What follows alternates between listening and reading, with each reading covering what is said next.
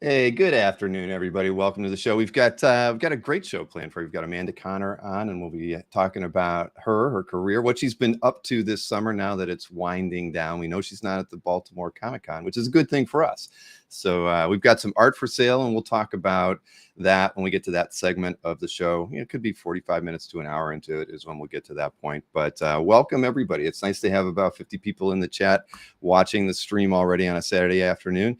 So yeah, who else did I see in there? What am I wearing? Well, obviously I'm wearing the same thing I wear pretty much every stream, a denim shirt. So thank you for asking, Alberto. That question has been answered. But and I had the first chat in this thing today was Robert Reichert having breakfast, bacon and pancakes. That's a first for us here, but it is a Saturday afternoon, and I guess it's still Saturday morning on the West Coast for some of you.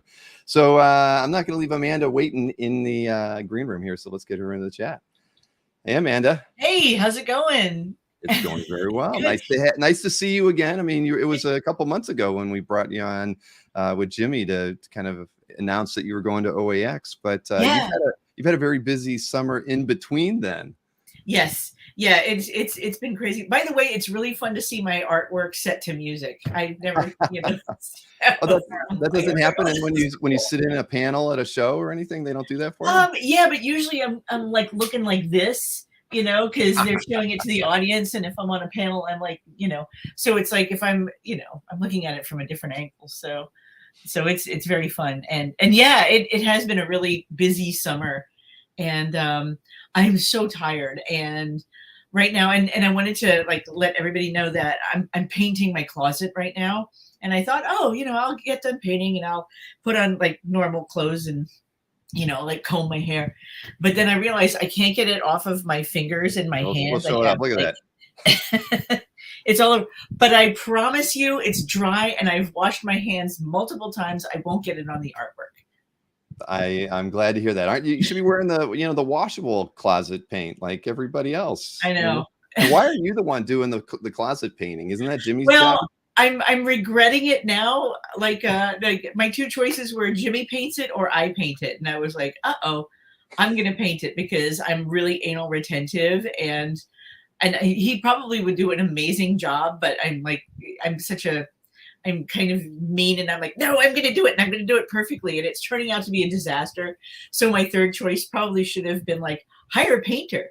So yeah, I tend to paint everything here at the house too. I think about hiring, and then I'm just like, nah. I mean, I do it myself. I regret it every time, pretty much. Yes. I'll be honest. Yes. So. I'm regretting it right now. Yeah, there was a couple comments before we got started. Kevin Bell said that they're excited to see you. Beyond being a fantastic artist, you are just a wonderful person. Hi, Kevin. Thank you so much. Thank you. Do you get told that all the time when people see the show?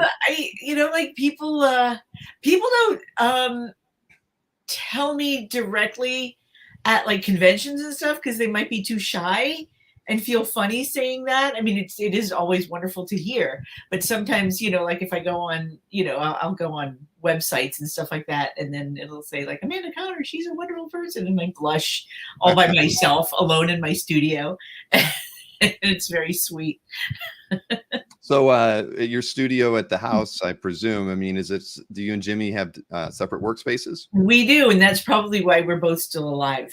And yeah, I'm actually in Jimmy's studio right now because my studio it looks like a family of raccoons moved in and had a kegger, a raging kegger. It's really disorganized and messy right now. So Jimmy's like, you can use my studio. I'm like, thank you. Well, why is that? Did you have a kegger in there recently? No, but I may as well have. You wouldn't be able to tell the difference. All right. Kevin Bell had a question for you as well to get us started. How do you find the energy and you already said you're exhausted after a summer full of conventions that you've been at. I know that you were in Colorado recently. I remember seeing pictures of you, Jimmy, Allison, and Adam on a train somewhere. And... Oh, it was so fun. It's so beautiful there. It's just like, it's mountainous and the rocks look like sculptures, and it's just, I love it there so much. It's yeah, Colorado is pretty amazing. And so is you know, we drove through the desert, and we saw Monument Valley and the Grand Canyon, and it's just, it never fails. Like I've already seen the Grand Canyon, and it still is jaw-dropping. Well, that's great. So you got a con visit and a vacation out of it too. 2 con visits. We had like bookend conventions, and then we like made a little fun trip in between. So did you see a lot of friends, artist friends? Yeah, we did. We saw Adam and Allison. We saw Chad Hardin and his wife Joy. Who else? I know we saw so many people. And I'm still working on like my first few sips of coffee, so my memory is like right now. Who else did we see? We saw Christopher Priest.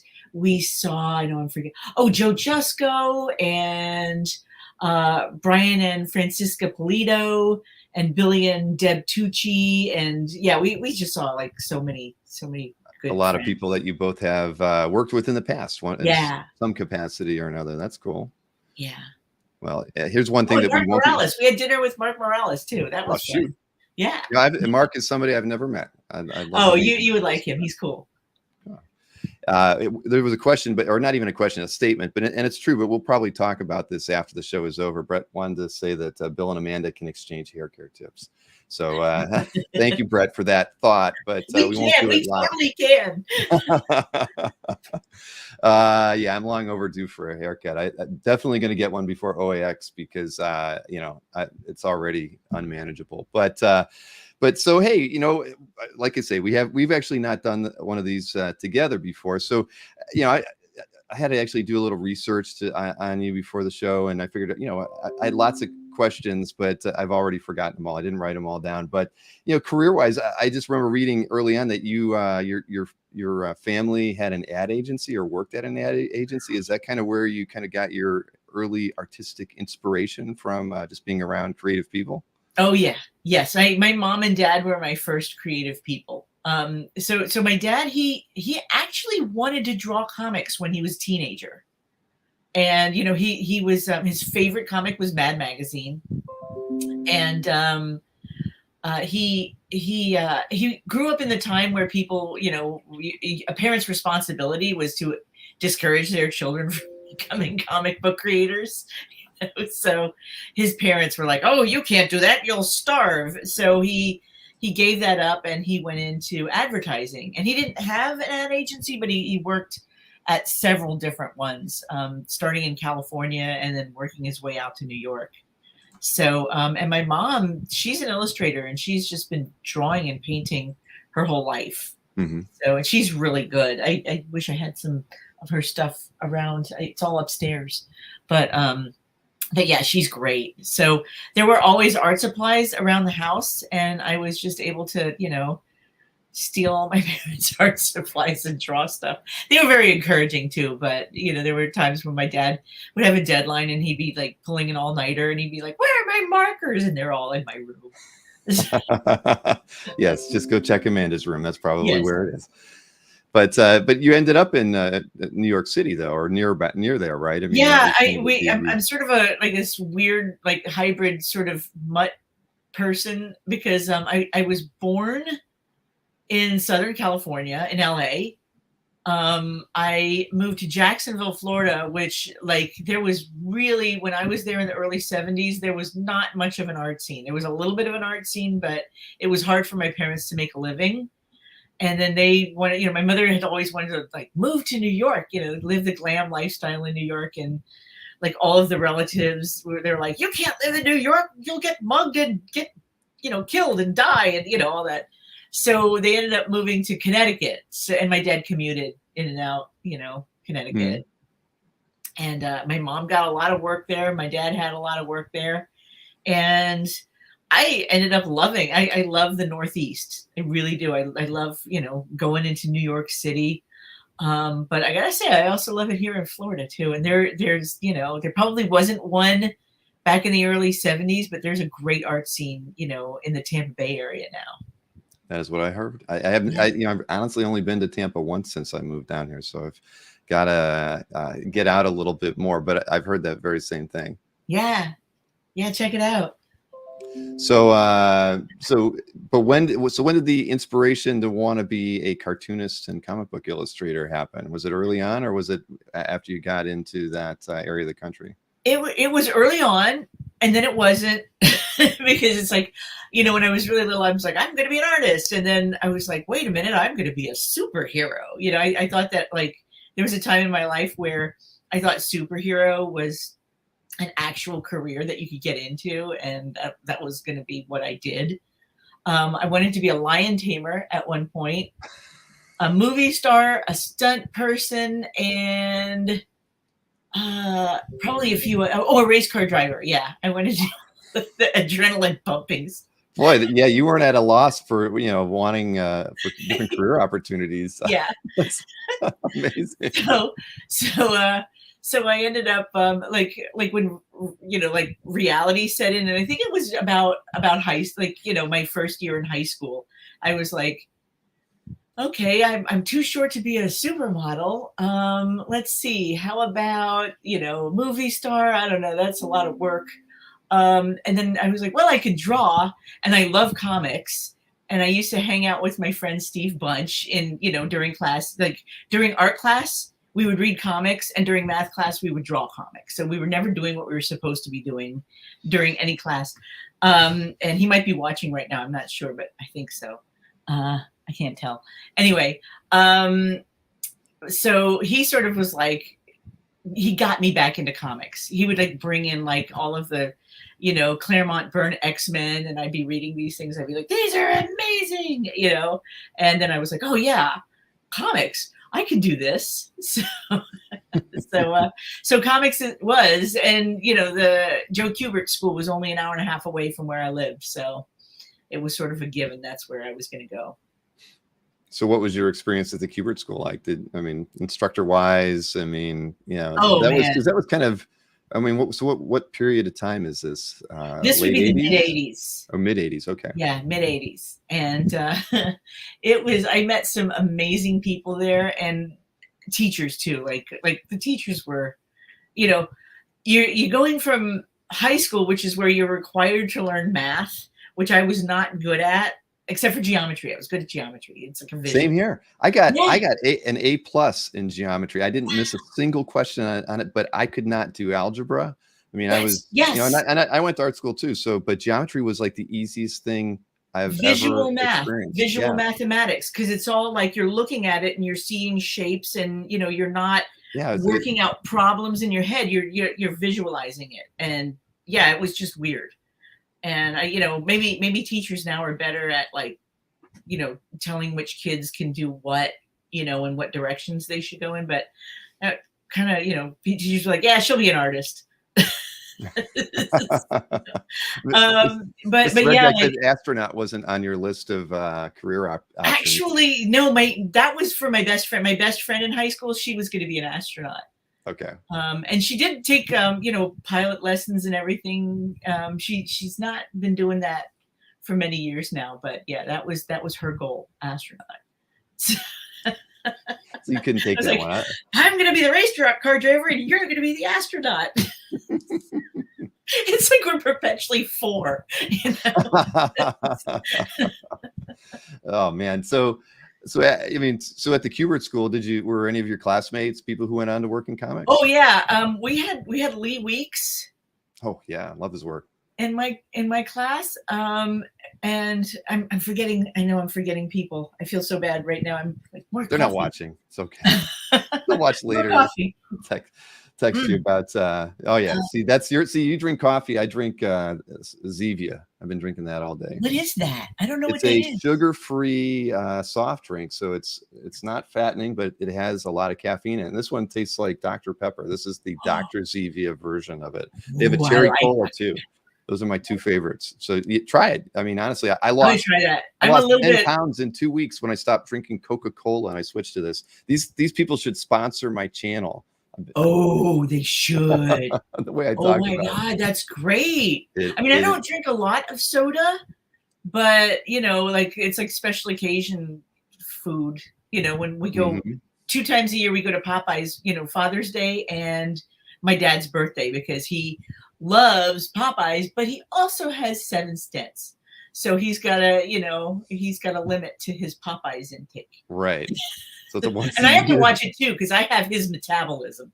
So well, I get that. I don't go out. I don't do fast food too often. I used to, but now that I'm in my mid 50s, I've learned that it's better to stay home and have a smoothie for lunch rather than a hamburger and fries. yeah, I know. So back to you. I mean, after Kubert, when did you? I know that you did some work with Bill Sienkiewicz. I mean, there was you did maybe as an apprentice of some kind, and when I was reading an article, you were a model for some of his Elektra assassin stuff.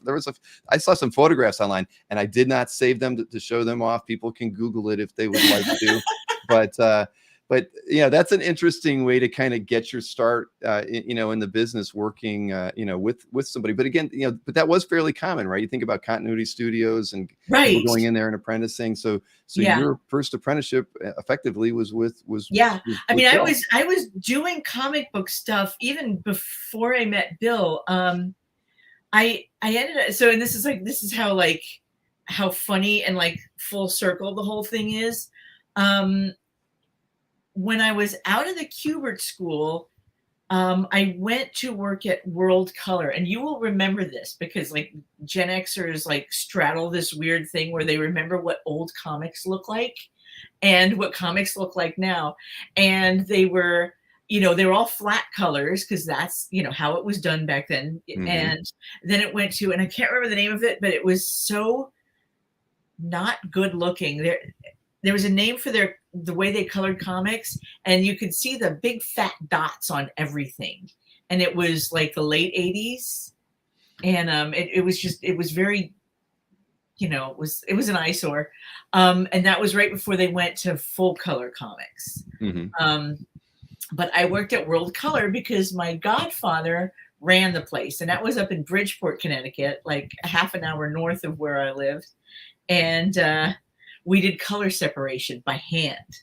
So color separation was they have 9 pieces of acetate that you put over a copy of the inks, and you color 10% yellow, 50% yellow, 100% yellow. And then you go to the cyan plate, 10% cyan. And it's so tedious. Yep. And I lasted there, I think, for 1 summer, and I was like, I can't do this anymore. And I ended up working at the Dream Factory, which is a comic book store in Norwalk, Connecticut. And, and I don't know if any of the audience remembers Mike Robb, but he started the Dream Factory, and he was a great guy. He's not with us anymore, but he was a great guy, and he was fun to work for. And when I realized, I was like, comic book store, and I would like open the store, but I would be late because I'm really ADHD, and I was driving poor Mike nuts. And I was like, I think my mom found the one ad in the paper, and she's like, there's a comic book artist in Norwalk looking for an apprentice. And I was like, okay, that was Bill Sienkiewicz. And so I was working for Bill Sienkiewicz, and before I started working for him, my ex-husband, who was still my boyfriend at the time, our Halloween costume was Bullseye and Elektra, which sort of tells you something about where our marriage was headed. He's still a great guy. He owns Funny Books in New Jersey, in Lake Hiawatha, New Jersey. He's a good guy.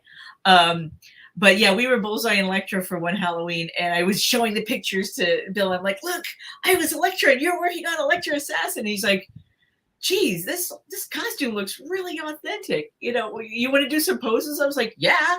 So I ended up, posing as Elektra in actual costume for Bill.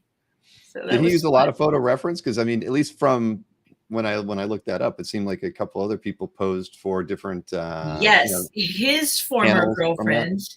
was Chastity McBride. Okay. And Peter Sanderson, who used to work up at Marvel, Mm-hmm. was Perry, like the scary skinny guy. Yeah. You know, that was Peter Sanderson. So yeah, there was a bunch of us doing posts. So he uses like this weird combination of photo reference and, you know, illustrator inspiration, and then just his own, you know, just whatever he's thinking of at the moment. You know, so it's like this like weird combination of stuff, and it turns out amazingly. He's really good. Like he can draw from his head, he can draw from reference, he can look at like a famous illustrator and like do a really cool, you know, version of that style. He's super talented. Do you mind if I show an image? I saw some people saying, "Can we see those?" I have one. Here, I'll go full screen. So okay. Let's see how close I can put this to the camera and not mess it up. It's going to get a little. It's not going to be in focus. Sorry. Oh, gang. yeah. But yes, if you see over here, there you are in costume.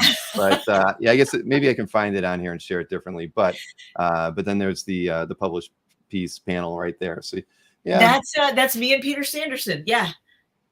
Sorry, I'll try to find a better image. But again, if you just Google it, you will find, you know, several photographs out there. Yeah. And, you know, and you'll be impressed. Yeah. So, well, so that's cool. I mean, you know, but was that like a normal way for him to work, to take photo reference to use for later, or? That was normal for that particular batch of issues, mm-hmm.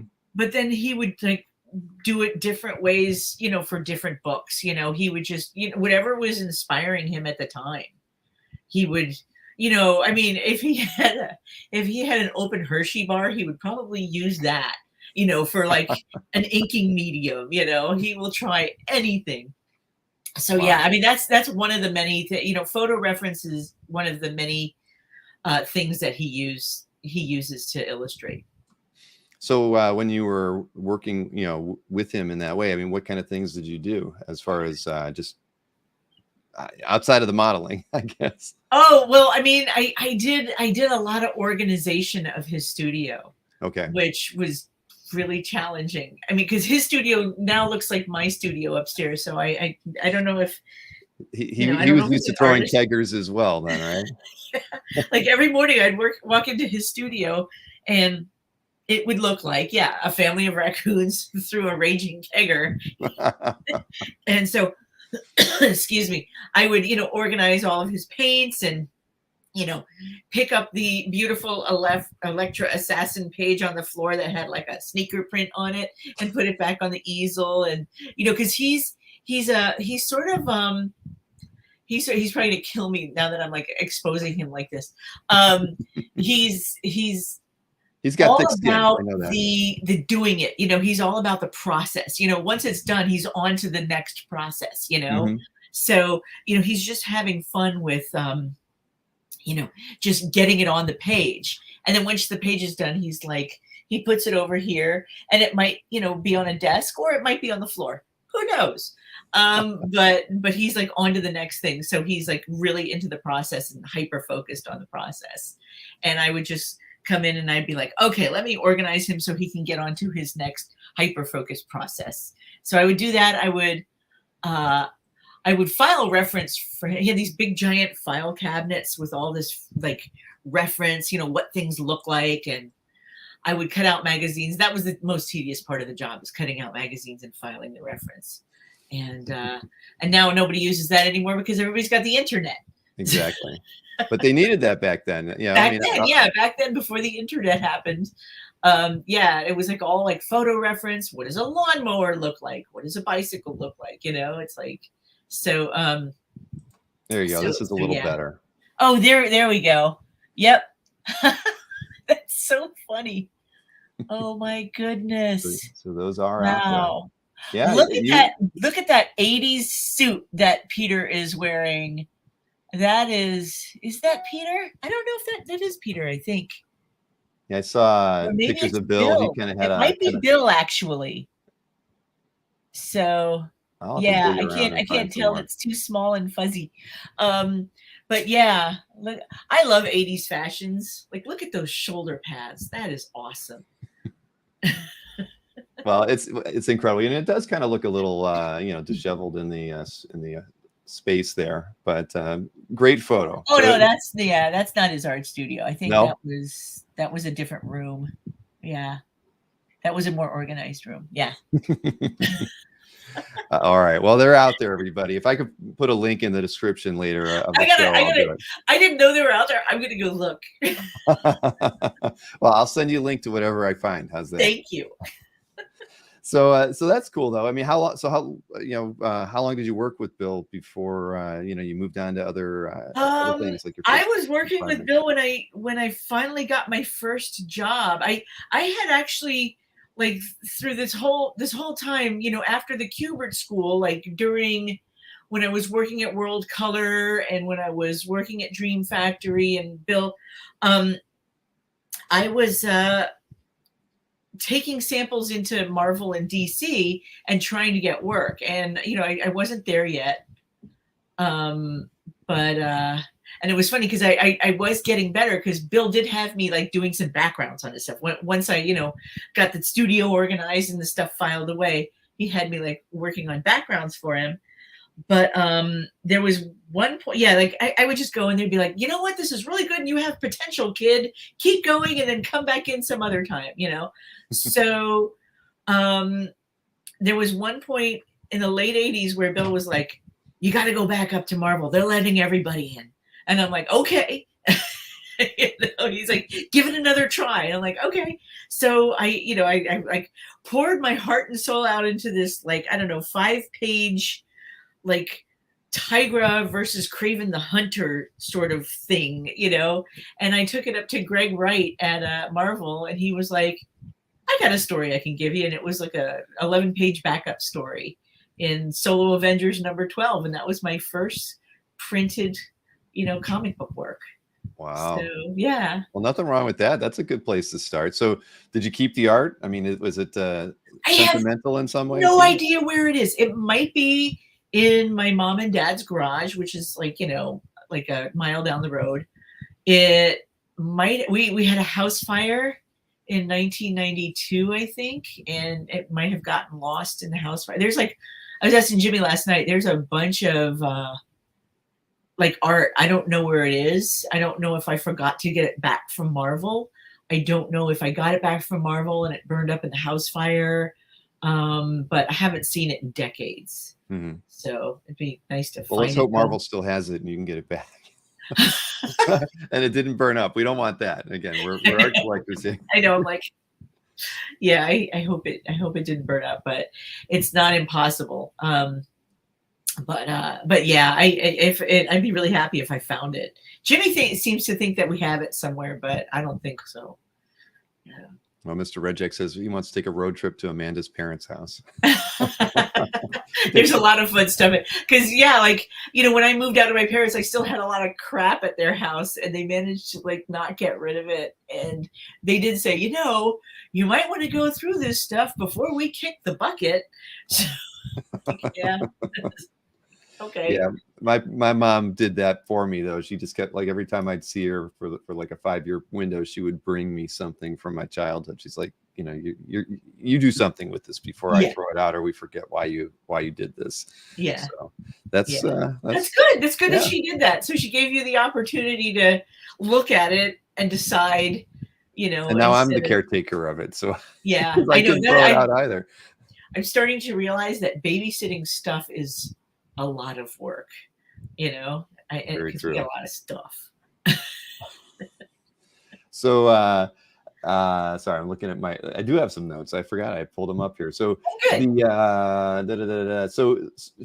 you had the Marvel work, and we're going to be showing some artwork from Soul Searchers. So I figure we can kind of save that for later. But I know you and Jimmy were good.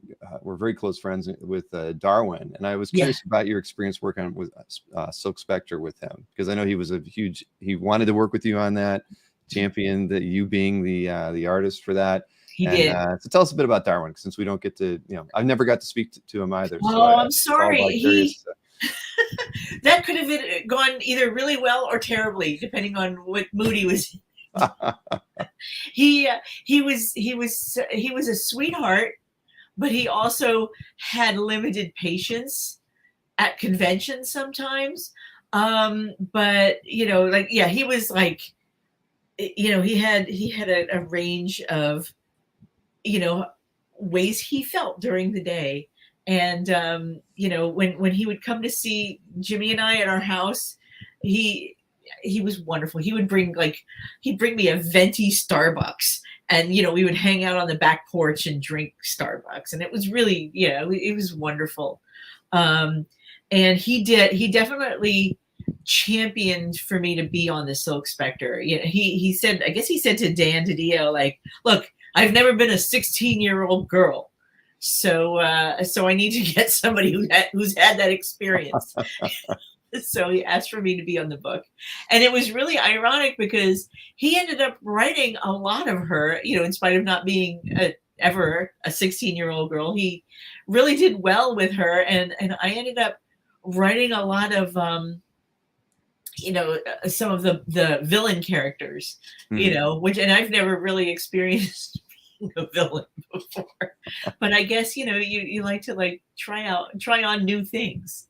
So, but yeah, it was a fun experience with him. It was challenging because, I was so obsessed with getting it right. He was actually, like, Connor, take it easy. You don't have to be, I'm like, no, it has to be perfect. And I would read all of the original Watchmen stuff over and over again. And I'd bookmark pages and stuff like that. And I would try and sort of mirror stuff in our book that had happened in the, or maybe, not mirror it, but sort of do a precognition sort of thing. Sure. For the book that had come out in 1985, 86, so I was obsessed with making it really cool. And if you're a person that likes Easter eggs, there's a lot of Easter eggs in that book. So I'm gonna have to go back and reread it. I tend to miss those things. I don't know. It's the blonde in me that I don't pay enough attention to things like that. But that's cool. So even though he was challenged, I mean, did he like to see prelims for pages, or did you just kind of give him? I think I sent. God, I can't remember actually. I'm pretty sure I sent him. I have these little. It's just regular. I take copy paper and I make, page layouts on, with all the lines and everything and the crop marks, just so I can know where to put everything. And I do these rough pencils on them, but they're really, really tight rough pencils. So I can blow them up and then I can ink over, so, cause I hate erasing. I can't stand it. So. Well, I'll tell you, on your Wikipedia, that literally has a whole section about your process, and it actually talks about that. I think you're the only artist I've ever seen that. Somebody wrote it all out, saying something about doing roughs on 8.5 by 11. Very tight. I'd never seen that before. So I don't know who did that for you, but I work small because sometimes when I'm working big, things look off. And maybe because I don't know, maybe it's because I have tiny squirrel monkey hands, but I tend to if I work small, I can see how everything looks on a page. But if I work, at a regular 11 by 17 size, I'm only concentrating on each panel, and it doesn't always flow so well. So it just works for me if I do it really small and then blow it up. It's just, I don't know if it's a brain thing or if it's the tiny hands, but yeah, that's just, it's best for me to work that way.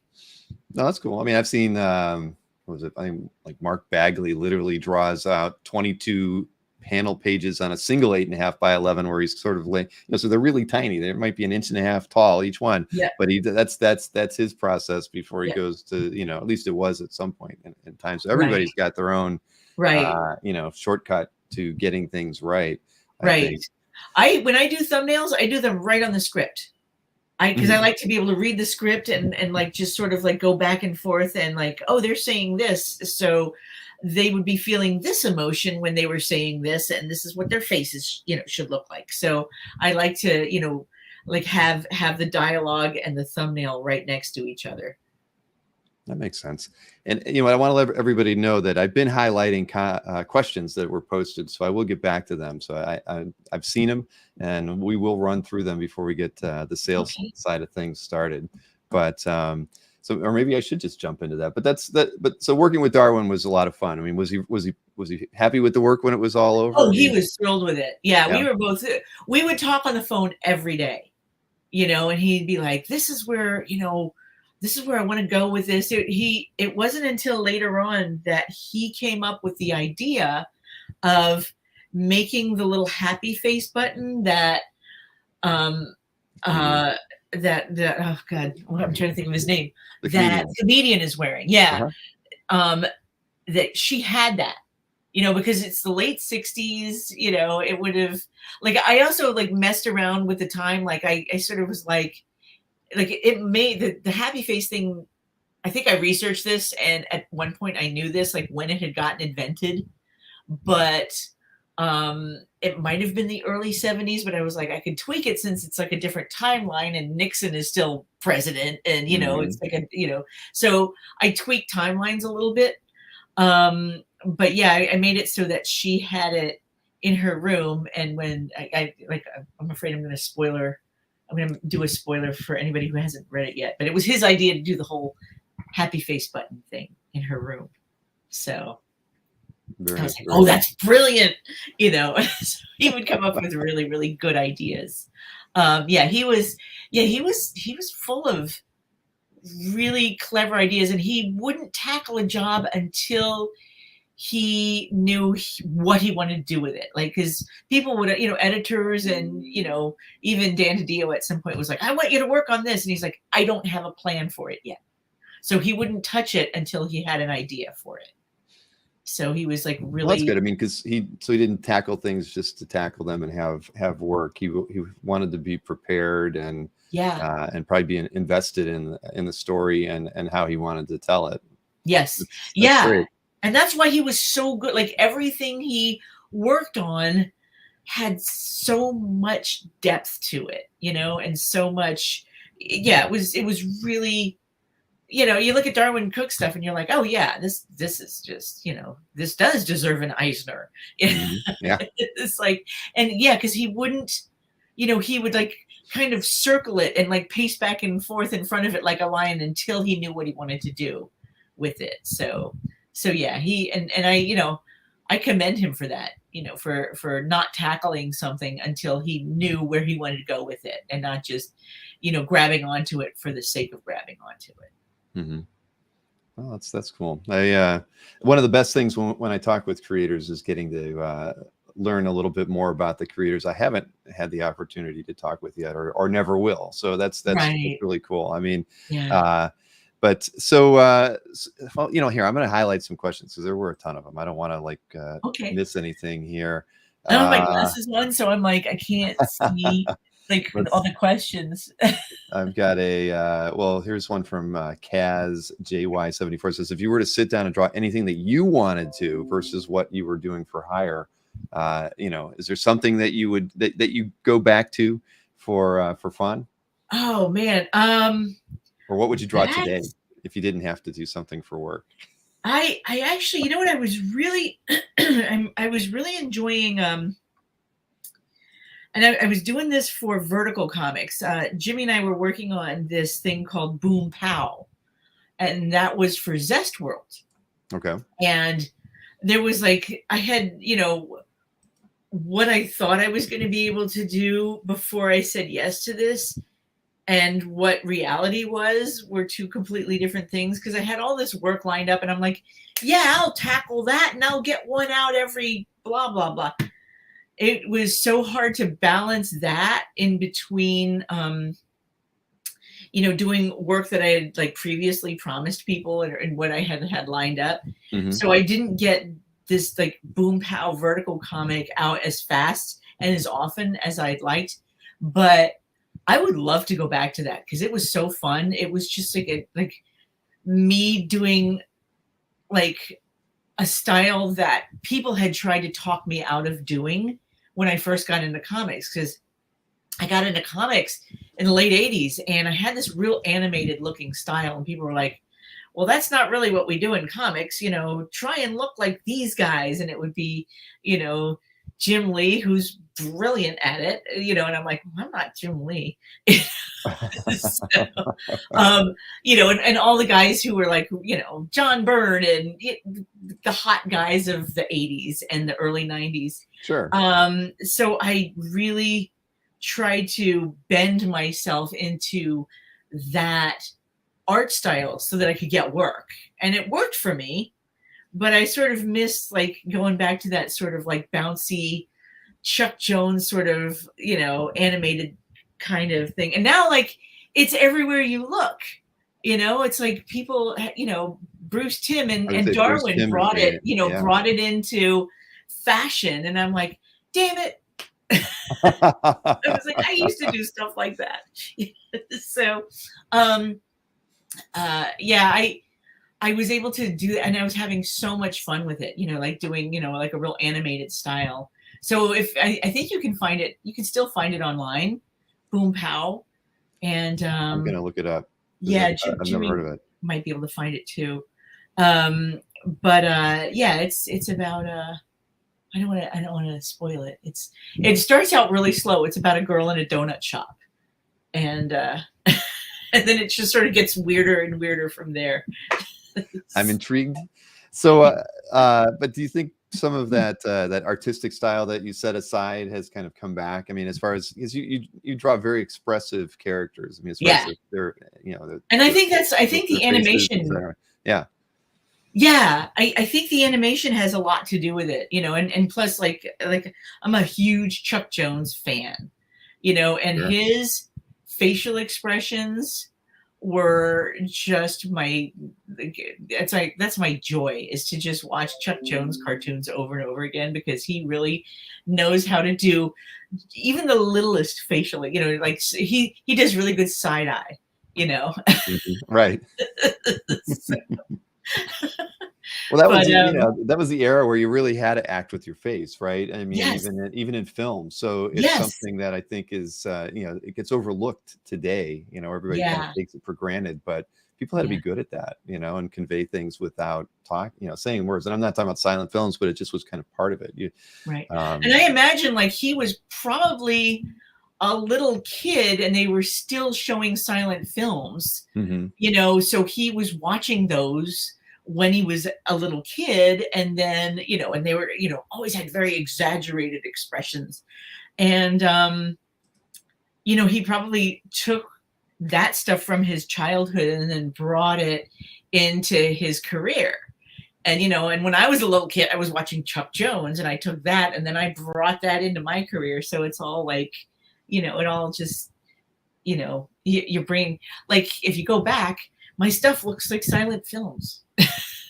Right, there's nothing wrong with that. Yeah, Chris the Chick just mentioned Buster Keaton. Exactly. Yes. Oh my God, I love Buster Keaton so much.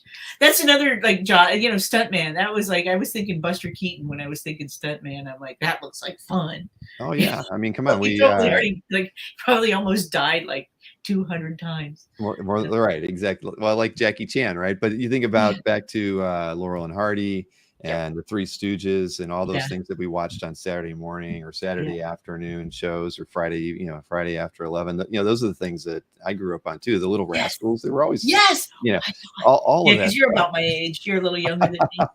You're well, old Gen Xers. Exactly. Yeah. Nobody from the last 20 years knows anything about any of those things, unfortunately. But it is what it is. But the thing is, it lives on. Go ahead. There's a small. I know that there's at least one, because we have a next door neighbor. We don't have any kids of our own, but we sort of we adore like our neighbors' kids. And there's one kid who we've known since before he could walk, and now he's 18. And when he started getting into movies, we're like, okay, you're gonna come over to our house for movie night, and we're gonna like show you all these like. So there's one kid who's a Gen Zer, I know, and there's probably more, but they're not, they're not that loud. They're busy watching movies. and he loves the old stuff. That's good. He's like, and like he'll watch movies with us. We watched What's Up Doc with Barbara Streisand and Ryan O'Neal. And that was my choice. I was like, this is the movie I'm picking. And he's like, you like that because it's like a live action Bugs Bunny movie. And I'm like, yes. That's wonderful. I mean, everybody, with kids need you and Jimmy as next door neighbors. You will raise them right without them being wrong. Yeah. Well, that's what he said. That's what he said about the court jester, because that's also very Bugs Bunny like. With the tall blonde guy. Look at me. I'm like, I can't remember anything. Somebody in the chat will remember for us. Yeah. So I am so happy that you're letting me talk your ear off with just random stuff. No, well, that's at the end of the day, that's what that's everybody thinks I'm good at this, but usually I just ask a good question and then the guest talks for 5 minutes. And you're good at asking really good questions. So, and a lot of these come from the audience. That's the thing. That's what makes these things a lot of fun. Yeah, I'm always worried that the audience is going to be like, "Hurry up with the art already!" And I'm like sitting here talking about like Buster Keaton. We'll get to it, everybody. Probably about 15 minutes.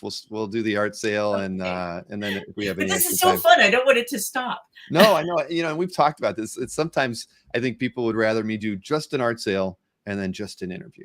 And and I'm like, well, we can always come back and do more of these things. But I haven't quite figured out the perfect way to approach these. I like doing the interview and then having the art sale because it's kind of like sitting across from you at a table at a con, getting to know you a little bit, and then looking at your art. I feel like that's the right way to do it versus we're just going to jump in and sell artwork, and we'll talk about it, but it's not the same. Let's see here. We'll go through a couple other questions here. Chris asked, do you have any plans for a new Power Girl series? No, I don't think, I did. We had some ideas, but they're sort of filed, they're on the back burner right now. Cause I think DC is just doing, they're working on the Power Girl stuff that they have right now. So they're not really interested in some of the ideas that we have. Maybe like way in the future, possibly, but not in the near future. All right. And Thomas had an odd question. Amanda, did you ever introduce your dad to Sergio Aragonés? No, because I never had them in the same place at the same time. But he would have loved that. I've met Sergio Aragonés and I've met my dad, and I know they would get along great, but they are never, in the same place. They've never been in the same. I get it. Sergio's fantastic. I've gotten the I love him a couple times. so much. I do. I love Sergio, and my dad would love him. It's funny. My dad actually was friends because he used to work. He used to hire Neil Adams when he worked at his ad agencies, and he knew that if he need like drawings and storyboard that would totally sell a client, then he would get Neil and continuity. So Neil and Marilyn knew my dad, and the last time my dad saw Neil and Marilyn we were all at a convention in Tampa, and I was like, Dad, you and Mom, you guys got to come here because Neil and Marilyn are here, and they would be, they would love to see you guys. So, there was a point where Neil and my dad were just hanging out and talking, and it was really fun to see that. So, well, that's cool. Yeah. I get to hang out with Neil a couple times virtually, never in person. Yeah. But he was a good. He was an interesting interview, that's for sure. Yeah. Oh my God. Yes. Kept me on my toes the whole time. Here's a good one. Anvil, a little off the wall question from Anvil RPG says, if Jimmy wasn't an inker, who is Amanda's favorite inker? Oh my God. Can you even say that? I know Jimmy doesn't ink. I mean, every once he draws all the time. Like if he's on the phone, he does these incredible weird things that are sort of like, they're sort of like a Robert Williams sort of like garbage dump, but they're so cool, and I keep them, and he tries to throw them away, and I'm like, don't you do that, because one day I'm going to scan them and I'm going to color them. And but yeah, he doesn't really ink very much anymore. He does sometimes for fun. But another inker that I liked over me was Steve Lee Aloha on when on the covers for Soul Searchers and Company. He used to ink me on the covers for Soul He's one of Searchers. my favorites too. I've He's always, so good. yeah. Yeah. without So question. yeah, like yeah, when I met Jimmy, I was like, oh my god, Jimmy's inking me. Wait, you know, it's like so good. But I loved the stuff that Steve did for me on the Soul Searchers covers. Awesome. And we have a couple of those in the sale today too. Yes. Let's see here. Have you ever come close to, I'm not sure, Thomas Price said, have you ever come close to doing an ongoing creator-owned book? Oh yeah. I think Jimmy is better at that than I am. Like Jimmy's been doing them on Kickstarters. Mm-hmm. Like he'll do like these paper films Kickstarters thing where he'll, you know, he has these characters that are just recurring for him that he loves working with and working on. And I'm like, you know, we were just talking about this last week. I'm like, Jimmy, you've built yourself a tiny little universe. Like you have all these characters that could know each other. You know, so we were talking about doing that, like more of that, like actually putting all these characters together. But as far as me personally, I'm not fast enough of a drawer to do an ongoing. I wish I was, but I'm not fast enough. Maybe I'll reach a point in my life where I'm not so anal retentive and like, you know, afraid of doing the wrong thing, that I'll just be like, I don't care. I'm just going to put it down on paper and then I'll be fast and I'll be able to do a monthly book, but I haven't gotten there yet. And I thought it would happen by now. If it hasn't happened by now, it probably won't. I mean, you might be a little stuck in your ways. I know. You know, let's see here. Somebody wanted to know if, let's see, Chris says, any chance you'll reprint your sketchbook, stuff you didn't know existed? Are you familiar with that? Oh yeah. I've never heard of that. I know you've had a couple of books put out by like IDW did a book of your art, and yeah, DC put a book out. This was like a little like you know, like floppy comic that I don't even know if I have anymore. Like I still have the one. Oh wait, okay, Chris, do you know what illustration is on the cover? I'm looking. We'll pay attention to the chat for that. Okay, if you could tell me what illustration's on the cover, I can tell you where it is and if I have any more. And if I'll reprint it, because maybe I will. And if you don't, they might be at your parents' house. You never know. When I already had moved out when I started doing sketchbooks, you know. So yeah. Yeah. Here's a question from Robert Lane as well. Who was a bigger inspiration for Harley Quinn's antics, you or Jimmy? Or was it a mix of the two? Jimmy would say it's living with me, so I guess. So you were the bigger inspiration, whether he was writing it or not. Yeah. He's also he's you know what we did with Harley is we just made her human Bugs Bunny. You know, that was sort of how we approached her. And both Jimmy and I love Looney Tunes cartoons. So, you know, it was just like, yeah, throw her in a situation. She like does something to mess it up. Everything explodes and she just sort of walks away and goes, whoopsie daisies. You know? Yep. So yeah, I mean, we both, I would say that's a 50-50 for us. Girl on a Toilet is the answer from Chris. That's it. I still have like 3 of those left. I guess I could reprint them. I don't see why not. I think the files for those might be at Kablam, but I'm not sure. I don't know. So yeah, I don't know. I'll look into it. Sure, why not? All right, there you go. See, I haven't seen it. So so when was that put out? Must have been a while ago. It was in the early 2000s, I think. Okay. Yeah, I think it was the early 2000s. I think Chris would love to buy one if you have 3 remaining. Chris, what's the next convention you're going to be at? And what's the rest of your year look like? I guess that's a good question for you. Oh, so going to shows. I mean, are you going to be hitting? Oh my goodness. So the rest of my year looks like trying to get this closet finished because the paint hands and everything. Because we have an old house and the air conditioner was in an alcove in the closet, and they don't make air conditioners that small anymore. And when it died, we had to like move it over to the other side of the closet, but now I have to reconfigure my entire closet, and it's not easy. And right now I'm painting it, and some of the old drywall is starting to get puffy in spots, and I'm like, no. So that's why, like you said, I should have hired a professional. Yeah. And then Jimmy and I are going on a trip. We're taking a European trip. We're doing a convention in Utrecht, Netherlands. Oh, wow. Yes. That's going to be exciting. So, yeah. And I'm like, oh, that's where that name comes from. There's like that art supply name. Mm-hmm. Oh, yeah. So yeah, we're doing a convention there at like mid to late November. So yeah, that's going to be our next convention.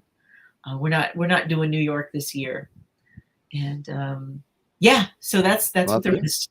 So one of your next real appearance in the U.S. is going to be with us at OAX. Yes, I'm happy to really excited about that. I'm really looking forward to it. It's like like I think Darwyn had always talked about doing like a comic art convention, and I'm so glad you're doing it.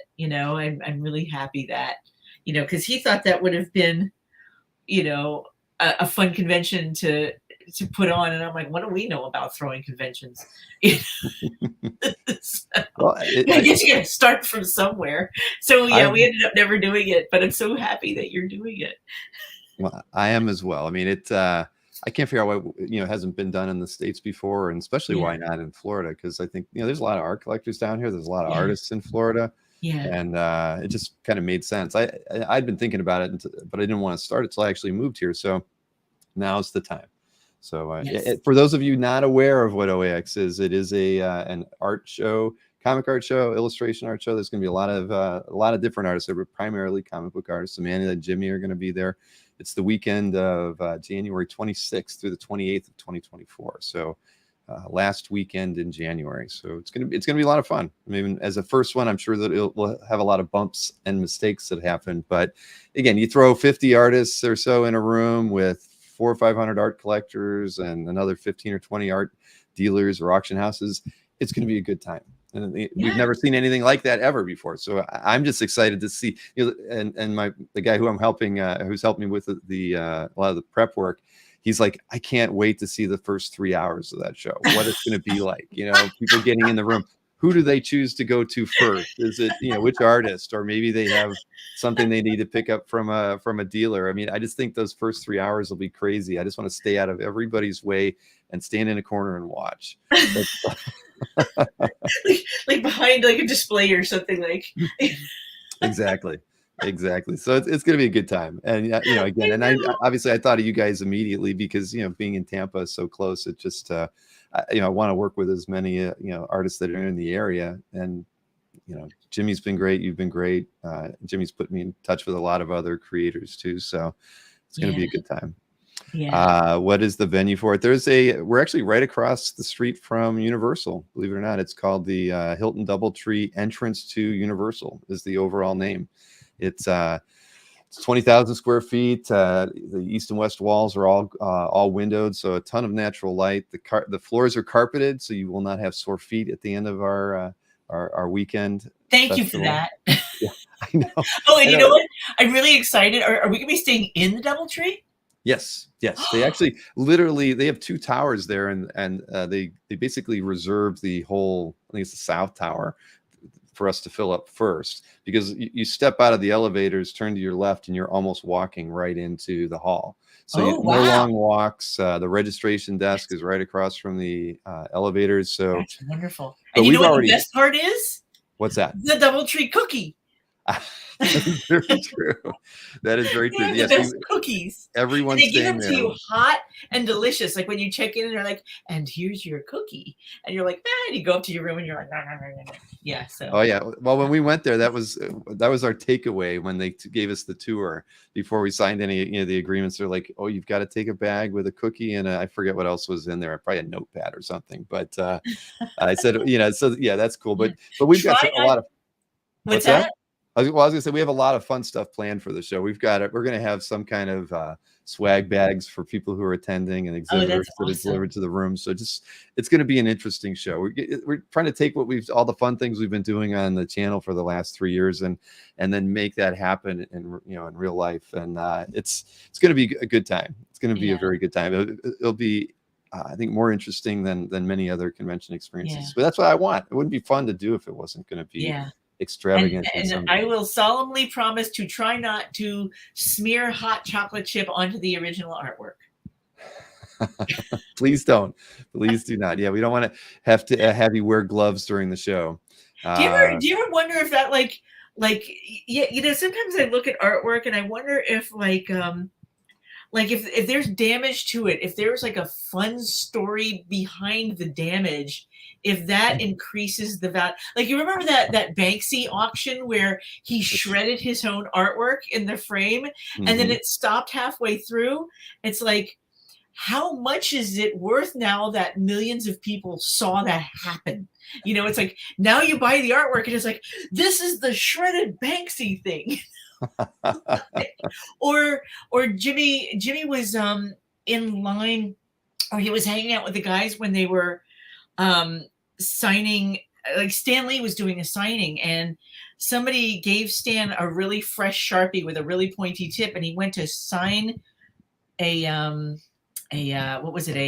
Fantastic Four #1 and it tore the cover. Oh no. And I'm like, that's like normally that would devalue it, but that was Stan Lee tearing your Fantastic Four #1 cover. Oh my God, you got a story to go with this. It's like, I feel like you should slab it and have a picture of Stan like holding up the torn thing.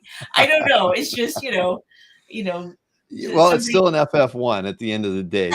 You figure it's going to have some level of value no matter what. But you're right. I mean, there's a story on it. Hopefully, if they slabbed it after that, CGC would let them say torn by Stan Lee. Torn by Stan Lee. Torn by Stan Lee. Yes.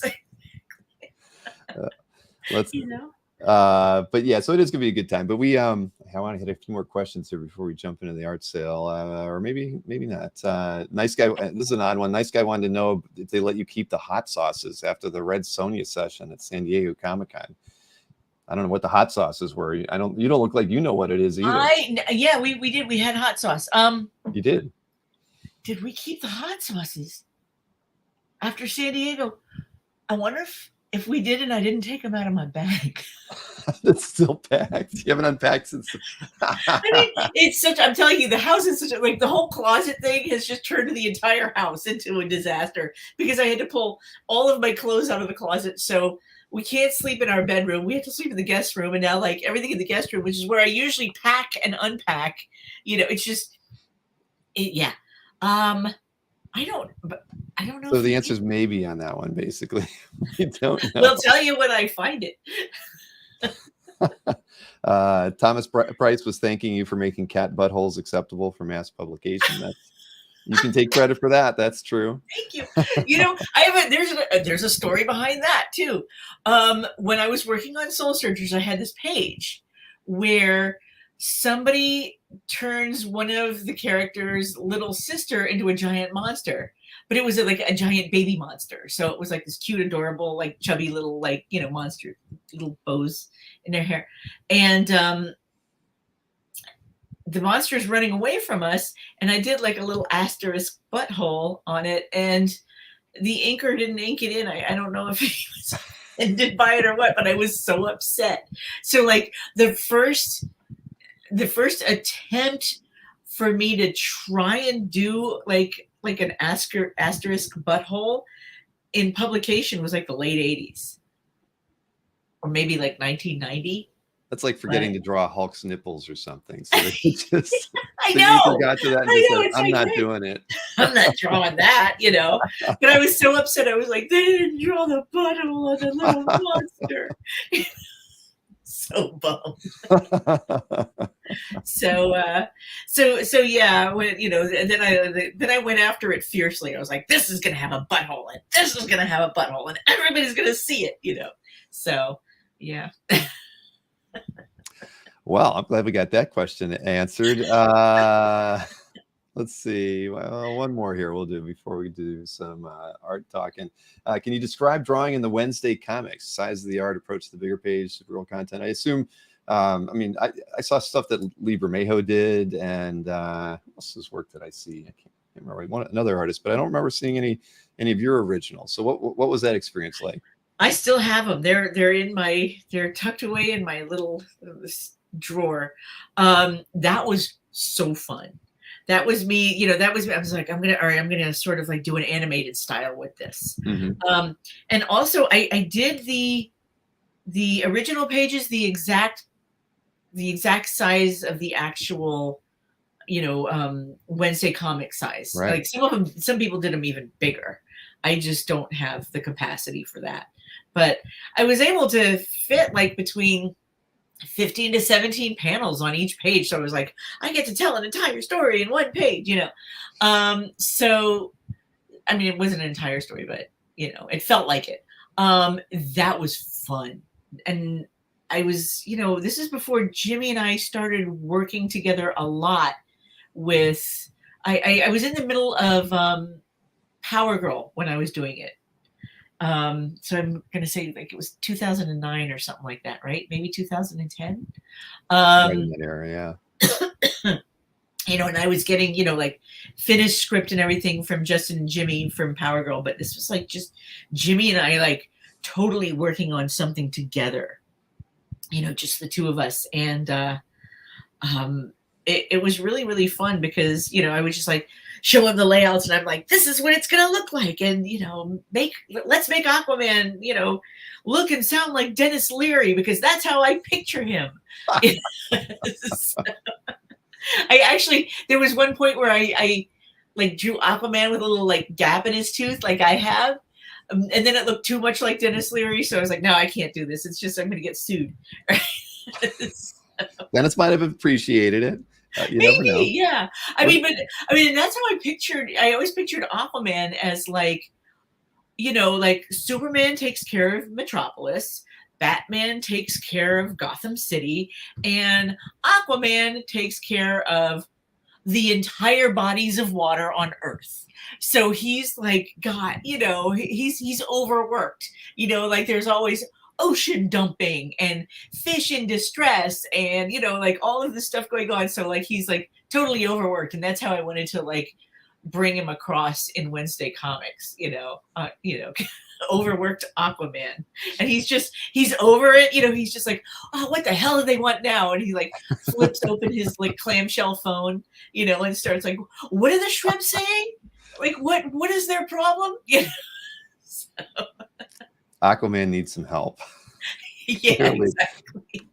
And then like Supergirl comes to him with her cat and dog problems. He's like, what are you're killing me, kid. Why are you bothering me with this? I got to read this one. Just one last thing. Thomas says, I once asked Amanda to draw something with nipples. She leans back for 10 seconds and then proceeds to draw a page-sized pink nipple with Ant-Man hanging off the tip. So funny. Do you remember doing that? Yeah. I was like trying to think of, okay, let's see how I can, whatever is, I will default to the most ridiculous. That's my default. So.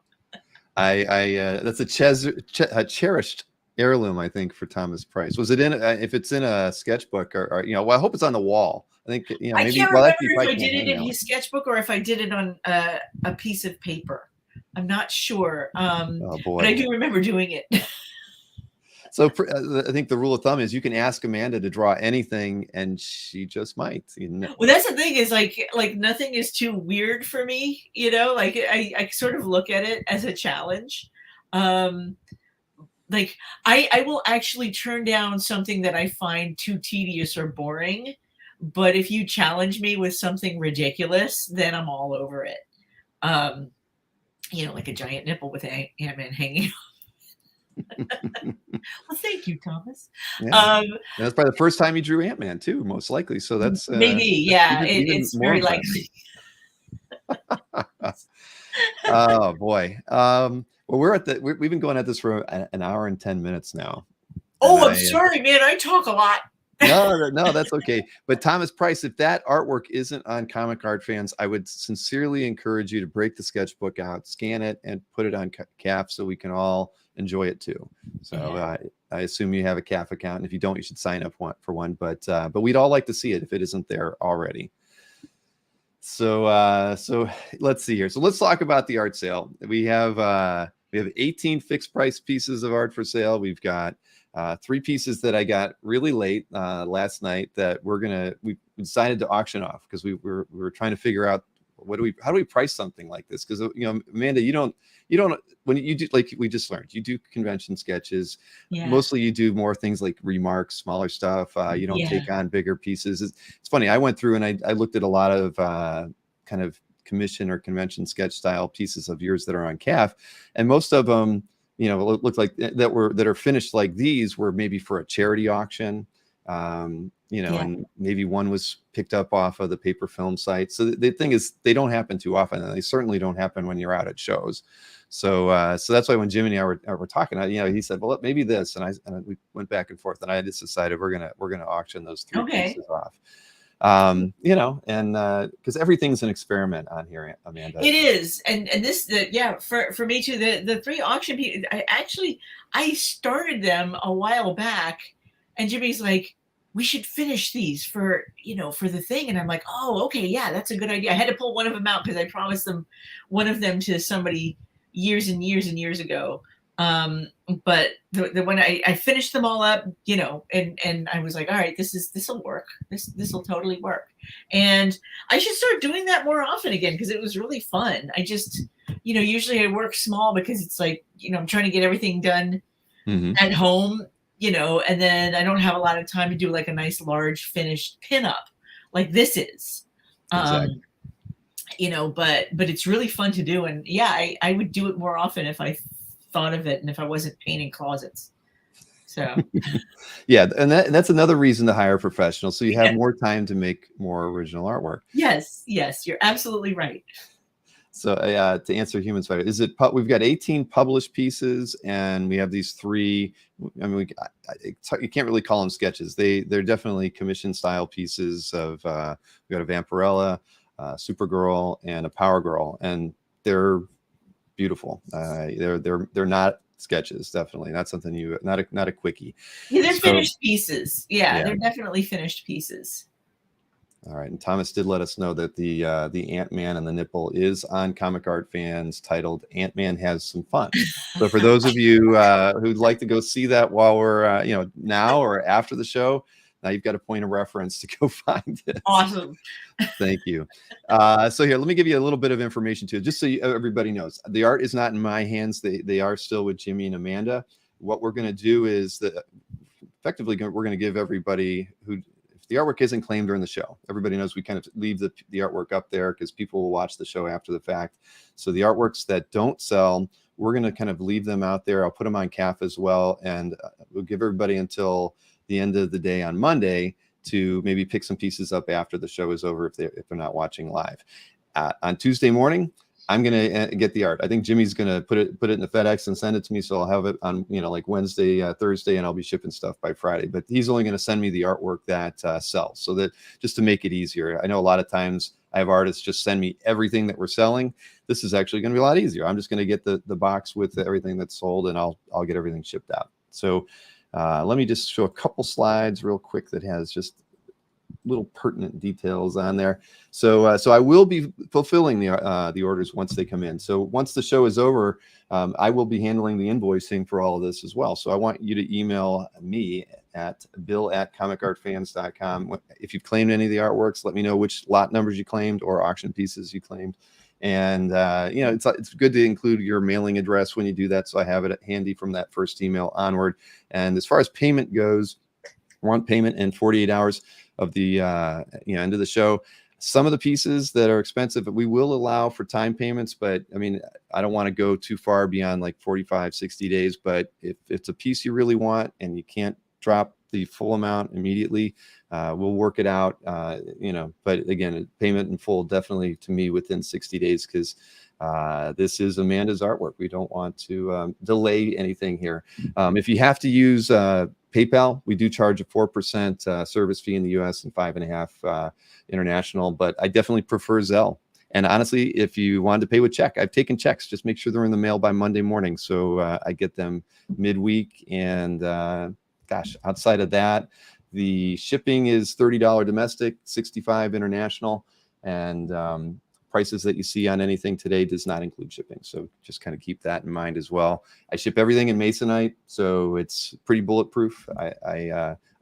I've always appreciated getting artwork that way, because it's pretty impossible to break. I had a piece of, I spent a lot of money on a piece of Cockrum X-Men art at the last Comic Art Live events. Spent 5 figures on it. It looked like it had been run over by a semi, but it was shipped in Masonite, and the Masonite was fine. The duct tape all around it was shredded. I even saved it because it was that mangled. But the artwork and fine, inside was just perfect. So yeah, exactly. Wow. Good advertising for Masonite. Exactly. Yeah, it's definitely worth the extra it's not lightweight, but man, that protects, good. It does. It definitely does. So that's where we're at today. So as far as the auction goes, we're gonna do the 3 auction pieces first, because I thought about putting them at the end, but I think it's probably best to get those done first, just because it gives you an idea. If you spent some money on that, you'll know what you have left for the rest of the show. And if you miss out, then you can see the rest of the published pieces too. As far as auctions go, we have a starting bid on the 3 pieces. It's 800, 800, and 1,000.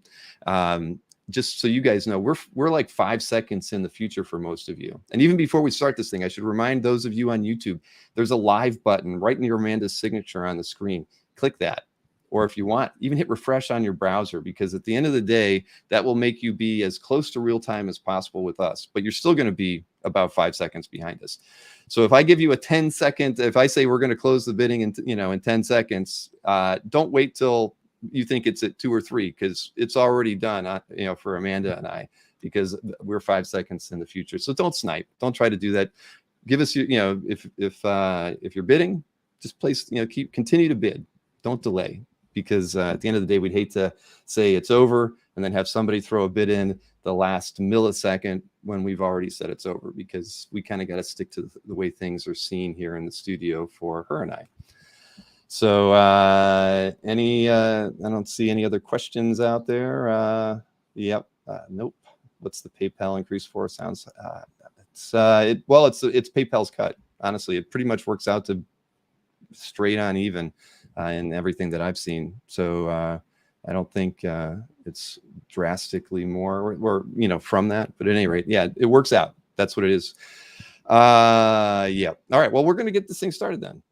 Let's see. So the first piece is, anybody who got the emails, you kind of got a preview on these, but let's go ahead and show this, because this is a character that you worked on early in your career, and it is the Vampirella piece. So we have an opening bid of $800 on this one. You even called it Vampirella Getting Stabby. So I figured I would give it that title as well. Now this looks like it's, is it all ink, or you got some pencil in here? No, actually, no, you're right. I do have some pencil in there. I have some black Prismacolor pencil for the shaded parts. Yes.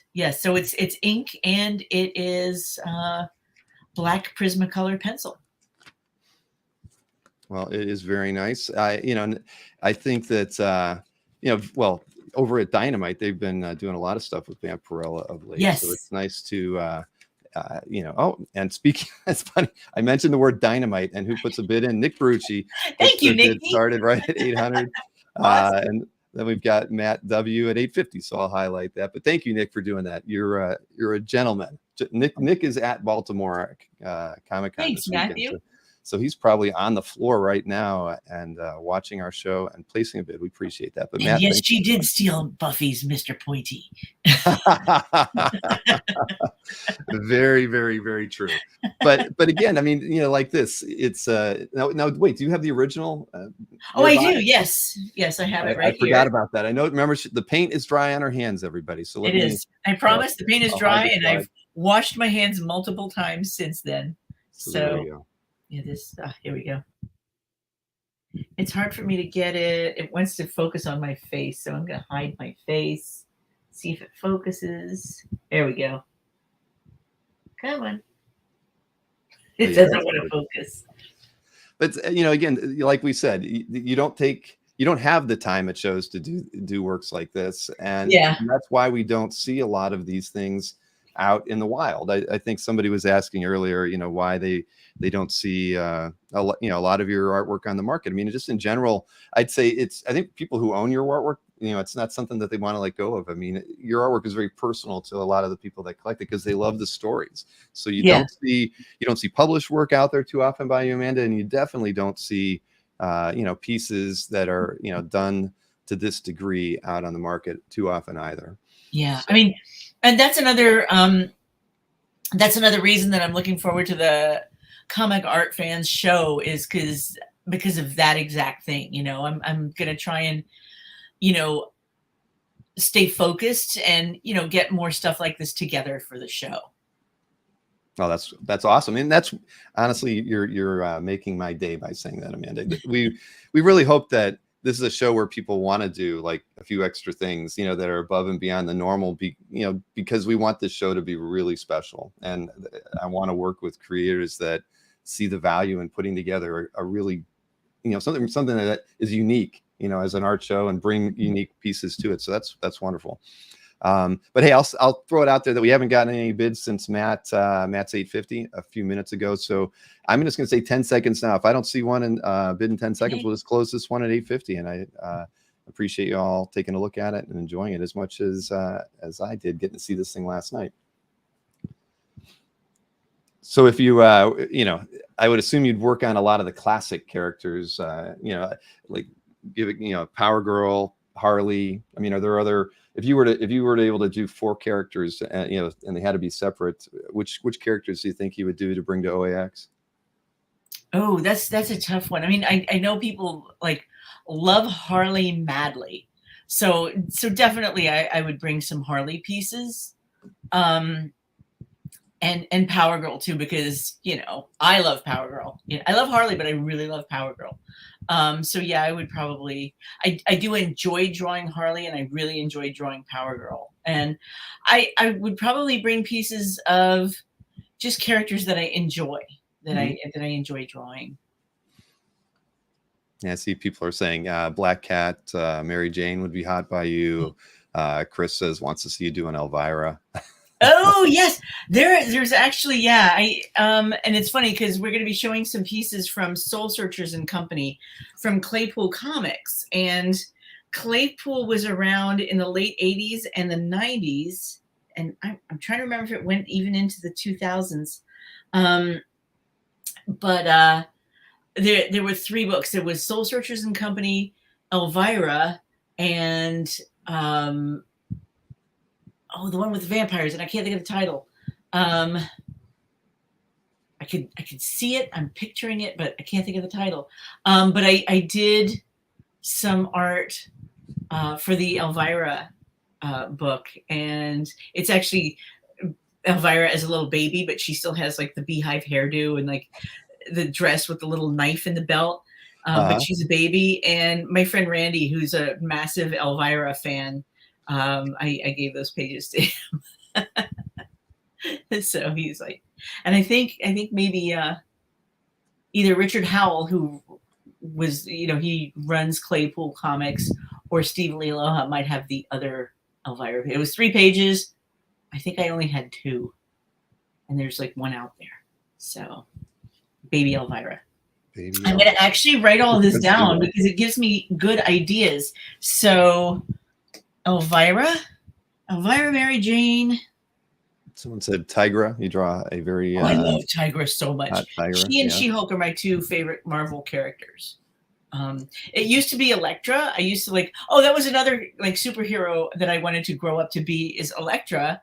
And then like when I got a little older, you know, I just started like reading, you know, like really understanding the whole like Elektra backstory. And I'm like, oh, she had an awful childhood. No wonder she's so miserable and wants to kill everything. So I don't want to be Elektra anymore. Wise decision. Yeah, I think you get a couple votes for Tigra. So yeah, that's good. Tigra. All right. What was the other? I got Elvira, Mary Jane, Black Cat, Tigra, She-Hulk. Who am I forgetting? Well, you mentioned Harley and Power Girl, of course. Somebody mentioned DC's Fire and Ice. Oh yeah. Should do more Harley mashups like the Hargoyle from the Hargoyle. Yes, I did a Hargoyle. This was what convention was that at? Was that like it's at San Diego Comic-Con, it looks like. Oh, was that San Diego? Maybe Okay, I was like, yeah. it was recent, but it wasn't recent. Oh, so now you're getting Red Sonja, Zatanna, Psylocke. JT said loved all the Captain Marvel covers that you worked on. So yes, I think it's an endless list of potential characters, and they're all female, ironically. I know. It's funny. I had this conversation with Adam Hughes like decades ago, like a long time ago, and he's like, you know, people think I only know how to draw girls, and I'm like, I know that your boys are just as good looking as your girls, but you know, that's what you're known for, you know, and he's one of like, I have this theory, like and it might be different now because like, you know, like generations are just different. But when I was growing up, like every time I woke up, I would look in the mirror and I would see a girl. And the same thing would be, you know, a boy would look in the mirror every morning and see a boy. And so there's a lot of comic book artists, and if you're a male, sometimes you're better at drawing male characters than you are at drawing female characters, just because that's what you've been looking at your entire life since babyhood, right? And if you are a female artist, sometimes you're better at drawing female characters than you are at drawing male characters. And it's just because it's what I grew up looking at. And, but every once in a while, you just get artists that are just, they have that balance. They are like equally as good at drawing males as they are at females, and Adam Hughes is one of those. You know, he's just, but nobody ever says, hey, can you draw me a sexy man? But I bet you there's going to be some point where like there's got to be some girl that's asked Adam to, you know, can you draw like a Nightwing with his, you know, like with his butt turned. It's always Nightwing, isn't it? It is. Like he's the sex symbol of the comic book world. Yes, he's that like, is true. He's the boy sex symbol. We could do a whole show on that, I think. But where was it? We got a Rogue, another Zatanna. Somebody said the Pro. The Pro, of course. Yeah, Rogue absolutely. is good too.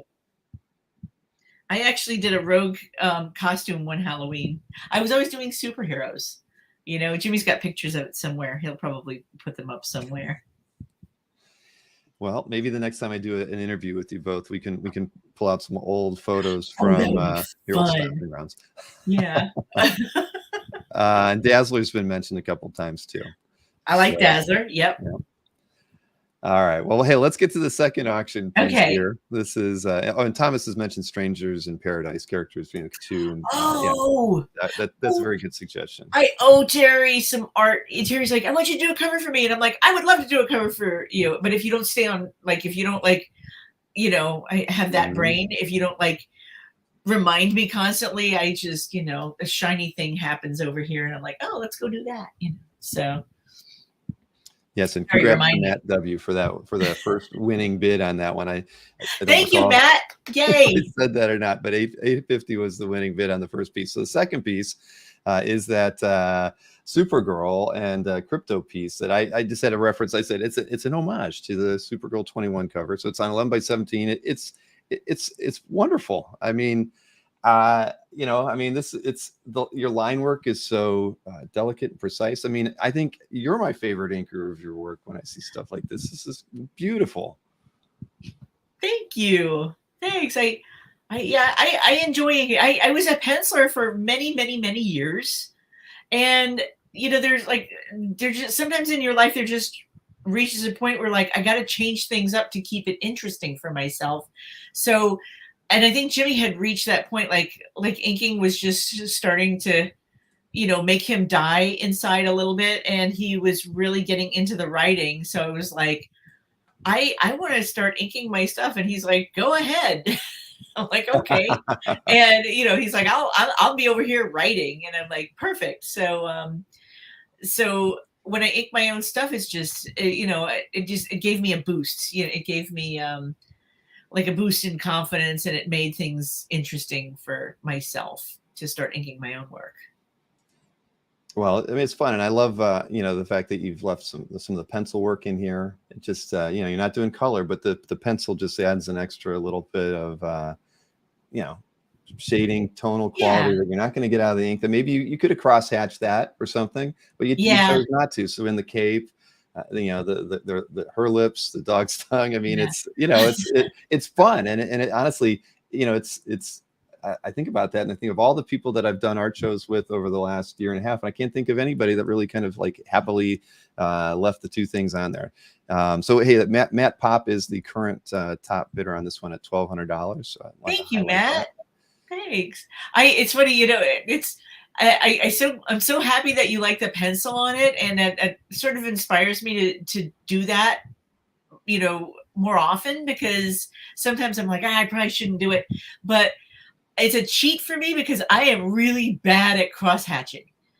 So now the secret comes out. Okay. Exactly. Every time I do it, I'm like, well, this just looks like, you know, it looks like, you know, my cat walked across the paper and just, you know, and his nails weren't trimmed. It just doesn't look good at all. Like Jimmy is really good at it. I was just going to say, couldn't you turn to Jimmy and say, can you give me a few pointers here, pal? No, I mean, he showed me how to do it, and like my hands just don't work that way. It's like I can visualize it in my head, but when I go to do it, I'm just like, I'm a mess.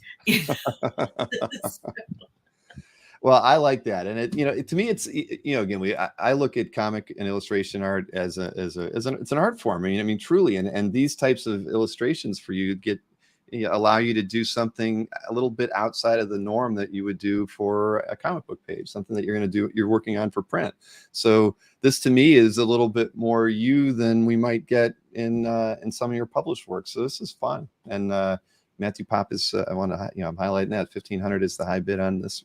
Awesome. There was someone said, Oliver said, please do more Supergirl and crypto sketches. And somebody else felt like, you know, you needed Streaky the Super Cat in here too. But I do love Streaky. That was one of the reasons, you know, when Mark Chiarello had asked Jimmy and I to do the Wednesday comics, he's like, you know, I'd like you guys to do Supergirl. And I was like, can I put Streaky and crypto in it? And he's like, sure, why not? You know, I'm like, great, you know, because I just thought, they're such a great team, Supergirl and the Super Pets. They're just such a, you know, such a really, you know, they're just fun together, and there's so much story there to be had. All right, and you know, we didn't show you holding this one, so I did see that. So the current bid is 1,500. I saw Tim Seeley. Tim, maybe you're behind in the stream. Click the live button in the lower left. That'll get you up to speed with us on where the bidding's at. But yeah, we're at 1,500. It's highlighted on the screen. But here, let me pull the slide off so you can show everybody the artwork, Amanda. Ta-da. Here it is. Oh man, look at that. It's beautiful. I'm glad you like it. Yeah, it's really fun. It's like I do enjoy doing these pieces. It's just, you know, they're a little time consuming, but they're so fun. You know, they really are a fun, you know, fun thing to work on. Oh, wrong one there. Sorry. That's the wrong button. All right. So I think I'm going to call it 10 seconds on this one. I see we had a 1,600 and a 1,700 on it. So we're at $1,700 right now. I guess I shouldn't call 10 seconds, but we're close, everybody. If you want to put a bid higher than Matt's, please do it now, because yeah,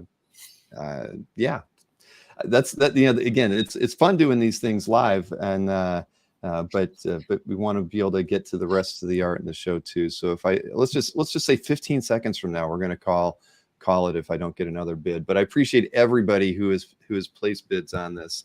We do have one more. Well, and all right, we got another $1,800 bid from Michael Hancock. Thank you, Michael. It's again, like we said, rare opportunity to get one. Anything like this. Did you just see John McRae's? Oh. John McRae said, "I'll give you 5 pounds and a kiss." Nice, John. I might have to like draw another one just for that. Yes, Amanda's taking requests after this show, everybody. Yes, throw your offers in now. So, well, yes, we're at 2,000. That's good. See, we're lighting a fire under them, so we want to move on to the next one. But yes, please place your bid now. I'll say 15 seconds again. If we don't get another one, we'll call this one and move on to the last auction piece before we get into all the fixed price pieces that we've got. Let's see. You have a fan, a 17-year-old fan in California, saying they love your work. Oh, that's thank wonderful. you so Inspiring much. the youth, tomorrow's comic illustrators. That's wonderful. IXN, are you an artist? Do you draw? I guess they'll answer. I'm like thinking that I'm going to hear the answer right away. No. But yeah, I'm always really, really happy when young comic book artists, they're like, this is what I want to do. And I'm like, oh my goodness, yay. The art form won't die. That's my fear, is that the art form just dies. Well, like, we all fear that. I mean, at least as far as the traditional side, certainly, so many people working digitally and everything. But I'm calling this for Matt Pop, by the way. I think. Thank you, Matt. I think thanks. It's and thanks to you guys bidding. Thanks for all you guys bidding on it. Appreciate it. We all appreciate it. Jimmy's going to maybe be able to hire that painter so that Amanda doesn't have to keep working on the closet all by herself. I know Jimmy. Well, it's funny because I'm like, maybe I need new drywall. I'm looking at the drywall. I'm like, this isn't supposed to happen. But yeah, the drywall was put in 1977, so I probably need new drywall. Yep. I know. Trust me, I've done drywall, so I know all of what you've gone through. And down here in Florida, you never know what you're going to find. It's doing something I didn't think it was going to do. I was like, well, I can put up with these stains and, I'll sand this down. But then it did something I wasn't expecting. I'm like, what is that? Yeah, so I'm going to talk with Jimmy after this is all over. But now we're going to do the last auction piece, everybody. This one's absolutely beautiful. And, we're going to start the opening bid at 1,000 on it. It's Power Girl, obviously. You could say it's an homage to JSA Classified 1 or Rosie the Riveter or whatever. I mean, It's unbelievably gorgeous. I mean, I love this. So, and again, you left the pencil in the, on the shoulder piece, the lips, the pupils. I mean, it's phenomenal. I mean, I love this piece. Thank you. I'm glad you like it. It's fun. Yeah, I do love drawing Power Girl, man. She's one of my favorites. There's a funny story behind Power Girl. I actually, there was a fan up in Canada that was like, you should do Power Girl. You need to do Power Girl one day. And I was like, yeah, that sounds like fun. Maybe I will. I never gave it any serious thoughts, but I saw this fan at like at least 2 or 3 separate conventions. Like, when are you going to do Power Girl? And then I had done the Pro back in 2001, 2002. And I was up at the DC offices and I was talking to Steve Wacker, who was the, one of the editors up there at the time. And he was like, Amanda, I'm working on this JSA classified book and I want you to draw Power Girl. And I'm like, I don't know, maybe. And he goes, think of Power Girl as the Pro's more well-adjusted sister. And I'm like, I'll take it. So I was like, because I mean, they don't have totally unsimilar personalities. Like they're both, they're both outsiders in their environments, right? Like everybody loves Superman, everybody loves Supergirl, and Power Girl just sort of came along later, and she's sort of like, hey, I'm a Kryptonian too, but nobody pays the same amount of attention to me as them, and and the Pro, she's a sex worker and she's sort of an outcast in her in her entire life, right? So like I feel like maybe they could have been the same person, but the pro was brought up in horrible circumstances with a terrible family life and poverty. That's what happens. So yeah, they could almost be sisters, but one had better circumstances than the other. Why don't we show off this piece too? And I just saw we got a bid at 1850 as well. So here, I'll switch over to you full screen here. Girl, look at that. I love her. I love Power Girl so much. Oh my gosh, yeah. And again, everybody can think of the way you do the remarks with the Power Girl. I mean, with the line and the chest window, the line work. I was trying. It took me a while. I was like, how do I do a remark of Power Girl and include the cleavage? Because really, that's what everybody. It's like a musical note the way you do it. I mean, it is. It's Power Girl. I gotta include the cleavage, or else people will be like, "Where's the cleavage?" Exactly. Right. Well, I mean, it wouldn't be an Amanda Conner Power Girl without it. So it's really fun to, I like doing that remark a lot because it is. It's like drawing a little, like you said, musical note, like a little half treble clef or something. So there she is. Well, it is. It's gorgeous again, and I've seen. And like I say, I saw a few of these on CAF, and I know the one definitely said it was for a charity auction. That's how it came to be, and then. I forget the other one. I think the other one might have mentioned that they had bought it off your site, but it looked like it might have been more of a 9x12 piece. I mean, this is 11x17. Yeah. I haven't done 11x17 pinups in quite some time now, but yeah, maybe I should get back into it. I think so. Well, listen, we're going to call 15 seconds on this Mike PF2525. I don't think somebody I've seen in the chat before, but nice to have you here placing that bid. Their bid is highest. So if we don't get another one in the next, I guess, 10 seconds now, we'll call this one at 1850. Guys. All right. Thank you. Mikhail says more skin means more solar absorption. That's right. That's true. Superman could take some, some right. Where's more, chest window absolutely. Too.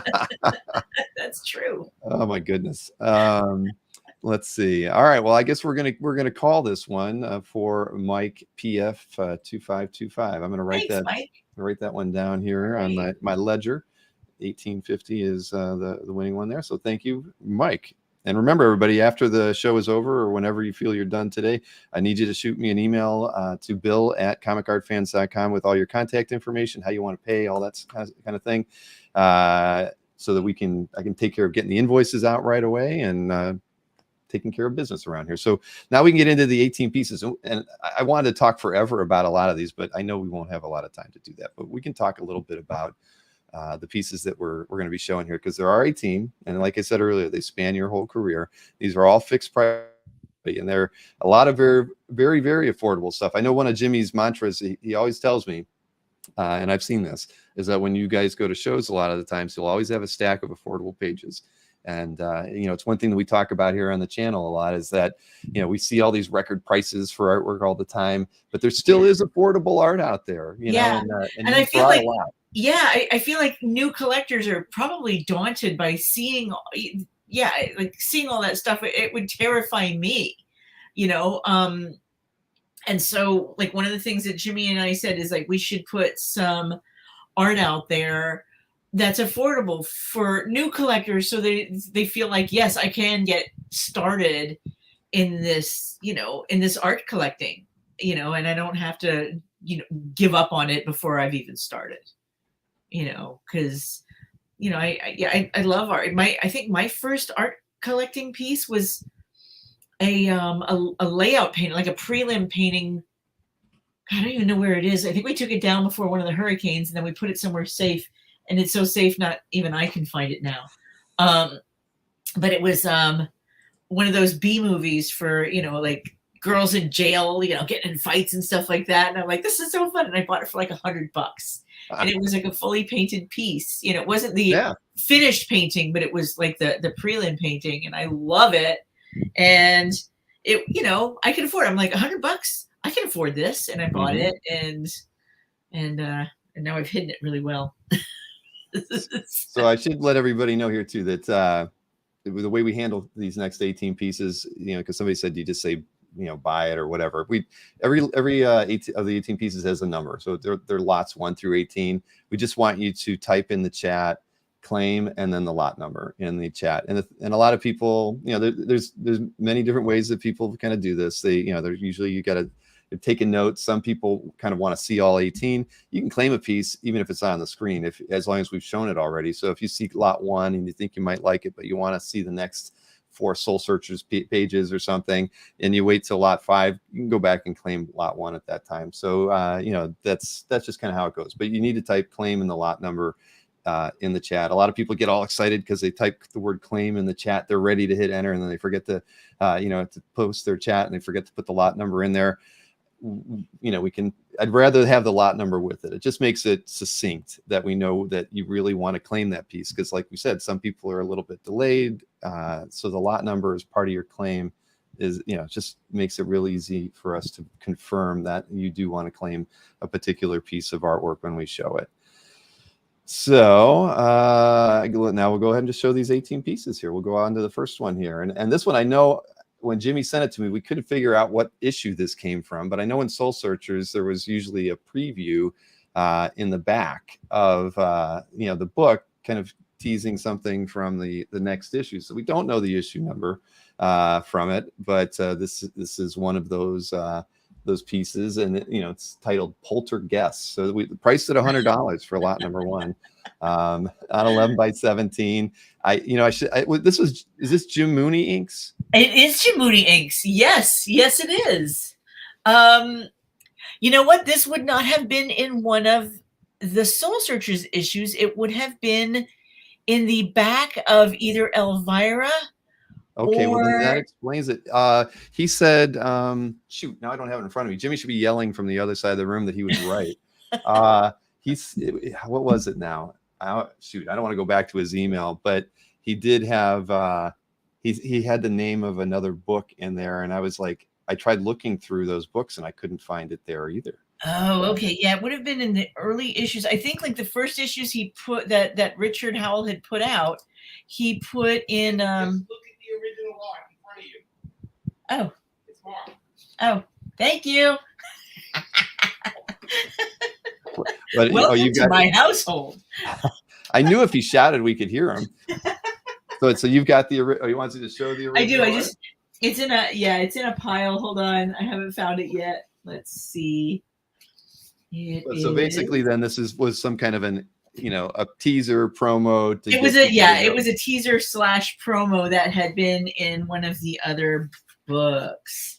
Yeah. All right, I'm gonna separate this. Yeah, and I'm trying to dig through my emails. Phantom of Fear City. Phantom of Fear. Okay, there we go. So it appeared in the back of that book, but it's penciled by you, inked by Jim. By Jim Mooney, yeah. And do you have the art in hand? I do. All right, because it's not Jimmy approved until we show the artwork too. All right, hold on, let me. But I have to thank Gabe Google for it. that. There we go. Okay, this is it. Yeah, that's awesome. Yeah. And again, $100, everybody. We've got a few pages. We got several pages actually. Yeah. Very affordable. So thank you, Gabe, for picking that up. We appreciate that. All right, and I Gabe. did see what was that? I saw something. Matt DiTullio did a super chat of some kind in there. What did he say? He said, Bill and Amanda Connor on one screen. Us Open Worlds final going on in the other. What a great Saturday afternoon. Well, I'm glad you're in. He is like that is multitasking. Like if I did that, I'd be like, I wouldn't be able to pay attention to like certain way. I love that. I love people that can like divide their attention like that. I can't That's do it. Like, that's impressive. I've got a ultra wide monitor, and every time I like pull up Netflix in a separate window, I have to stop working because I can't do it. I can't listen. I have to watch. So I'm a mess. I have to not watch anything. So I agree with you. Good on you, Matt. I'm in the same boat. Like when I'm working, like if I'm writing, I can't listen to anything. Maybe a little bit of like classical music, like music. They can't have any words in it. It has to be all instrumental. Right. But when I'm drawing, I can like put on the TV or a podcast. But if it's the TV, it has to be visually uninteresting, but like interesting talking. Like that's why I love Judge Judy, because I get to hear a Brooklyn girl eviscerate. We're learning a demons. lot about you today, Amanda. Right, and I know what Judge Judy looks like, and I can look up at like the two people who got into some sort of kerfuffle, and I'm like, oh, okay, and then I just listen to all the goings on, and so it has to be like visually boring but fun to listen to, which is another reason why podcasts. But when I do layouts, I have to have silence. Like if I'm doing like layouts and thumbnails and I'm reading a script and like trying to figure out what's going to go onto the page, I have to, it's like, leave me alone. Yes. I'm sorry. The Judge Judy thing got me. But, and it got Matt. I love the judge shows. Well, we have over 160 people watching the show still. Oh, man, good. It's fantastic. I Thanks, hope, guys. it was funny. There's probably a lot of people that haven't subscribed to my channel, and I never talk about, I'm not great at marketing, but we were almost at 5,000 subscribers to the channel. We were less than 30 away or something like that before the show started. So if the people who are new to the channel today all subscribed, we'd probably be at 5,000 subscribers before this thing were over. So, if you're enjoying it, why not? At least give us your thumbs up. But if you can subscribe too, that would be good. But hey, let's get on with the sale. We still got 17 more to do, and let's see, second lot of the day. So this is lot 2, is priced at $100. It is from Soul Searchers. We got that confirmed, right? It's from the second issue, page 8. It's on 11 by 17.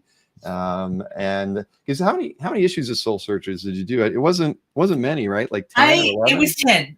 Okay. I did 10, but I kept doing the covers for a long time. But yeah, I did 10. I did 10 in issues worth of interiors. So I can't find it. Is it over here? Well, Nick Barucci claimed this one just ahead of Marcelo Mota. Thank you for the both of you for giving it a go, and for Nick for getting that one. Thank you, Nick. On the floor of Baltimore Comic-Con and claiming our he's multitasking. He is multitasking. He's probably completing a huge deal, signing a licensing agreement for the next big Gargoyles project or something that he's working on. But yes. Wow. See, but we can't find the artwork to show it. Is that true? Oh no, I found it. It was on the very bottom. Oh, okay. There it is. I'm just going to leave you on the full screen here. So yeah, I love the again, panel layout on this one's lots of fun. You get all the characters at the bottom panel as well. I mean, it's a great piece. Yeah, Soul Searchers was a fun read. It is. It's really fun. And I had a lot of fun on these books. They were just like, yeah, they were a blast to work on. So. All right. Well, then now we're going to show lot 3, and this is an interior. We actually have the cover to this one and a few more lots. So let's see. Lot 3 is from issue 3. It's page 14 on 11 by 17. And again, just fun. I love this. This is like a wood carving, practically, the way the way it was inked, and the way that with the middle panel like that and the bottom panel. I mean, and that's one hell of a cod piece. Did you design that costume? I did. Yes, I did. So we have you to thank. I had a lot of art direction from Richard Howell. He was editing, this book, and this particular character, he is, like from a long, I think he's, God, what was he? See, I haven't looked at this book in so long, but yeah, he comes from like the ancient Middle East, and he's very randy and, fancies himself, quite the ladies' man. And, so I wanted to sort of reflect that. He's almost like Vartox before I started doing Vartox. So I never made the connection until now. It's like, he's like, now I'm like, oh my God, this looks like Vartox with pointy ears and yeah, codpiece. Pointy ears and a codpiece, folks. There we go. And Marcelo got that one. Several other people tried to claim it as well. Thank you all for giving it a go. We've got 15 more pieces to look at too. Everybody was wanting to know if Jimmy modeled for that. Actually, this is before. I think this might be before I met Jimmy. So no, he did not. But when I met Jimmy, he looked a lot like. I don't doubt it. I do not doubt it. Oh boy. All right, let's take a look at lot number 4 now. Another Soul Searchers page, priced at $125. Great character stuff here. Lots of, I love the panel layout. Again, you got the cod piece in full full form there in the first panel.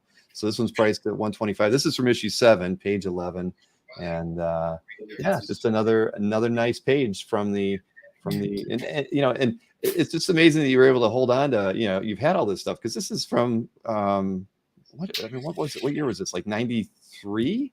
So is it that old?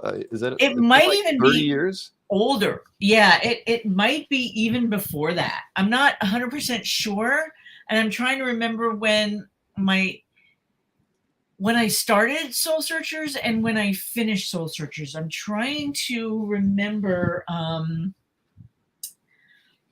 when I did issues 1 through 10, and I know it was either the late 80s or the early 90s. It might have straddled between there. I have to say there are some pages here I'm trying to put all those Searchers pages together. Well, congrats to Gabe Carino for getting that, and again, you. I saw Dave Kubecki and a few others tried to go after that one too. Oh, good. There is one page here that is waterlogged. We had some flooding. Oh no, this is, but it's not. It's not any of the Soul Searchers pages. So that's I think we're going to talk about that when we look at there was 2 gargoyle pages. Oh, it's the gargoyles pages. Yeah. Okay, yeah. All right, yeah. So, well, if we can't find it, that's okay. Yeah, we know it's there. Yeah, it's here somewhere. Jimmy took the photographs. I know. He wasn't. He wasn't. My brain works like you got to keep all of the categories. Like, here's the Soul Searchers pile. Here's the the Vampirella pile. Here's the Gargoyles pile, and everything is just sort of like mixed up. So I'm all like, but it was really nice of him to like do all that work for me. He really does. He pulls through. He pulls through for me all the time. So he just doesn't paint walls, but that's he does. He offered to do it, and I wouldn't let him, and now I'm kind of regretting it. So yeah. All right, I'm not going to pick on Jimmy anymore. He's working hard. I saw him pop in while we had the slide up. Actually, when you had the page up here, he came downstairs and he's like, "Make sure you tell them that there's some water damage on it." And I'm like, "Oh, right, okay." So was he talking about the gargoyles pages? Yeah. But no, we will definitely haven't gotten to yet. So yeah, we almost might want to show what it is before like the actual page in your hand before I show the slide and everything. But before that, we're going to show lot 5, and so this is a good one. So I'll get it over here. Lot 5. This is the cover to Soul Searchers and Company issue 3, 11x17, priced at $600. I mean, again, I think you must have had a good time on the book. Oh, right? absolutely. It was an homage to this, like the Sandman was really, really at its height of popularity. Right.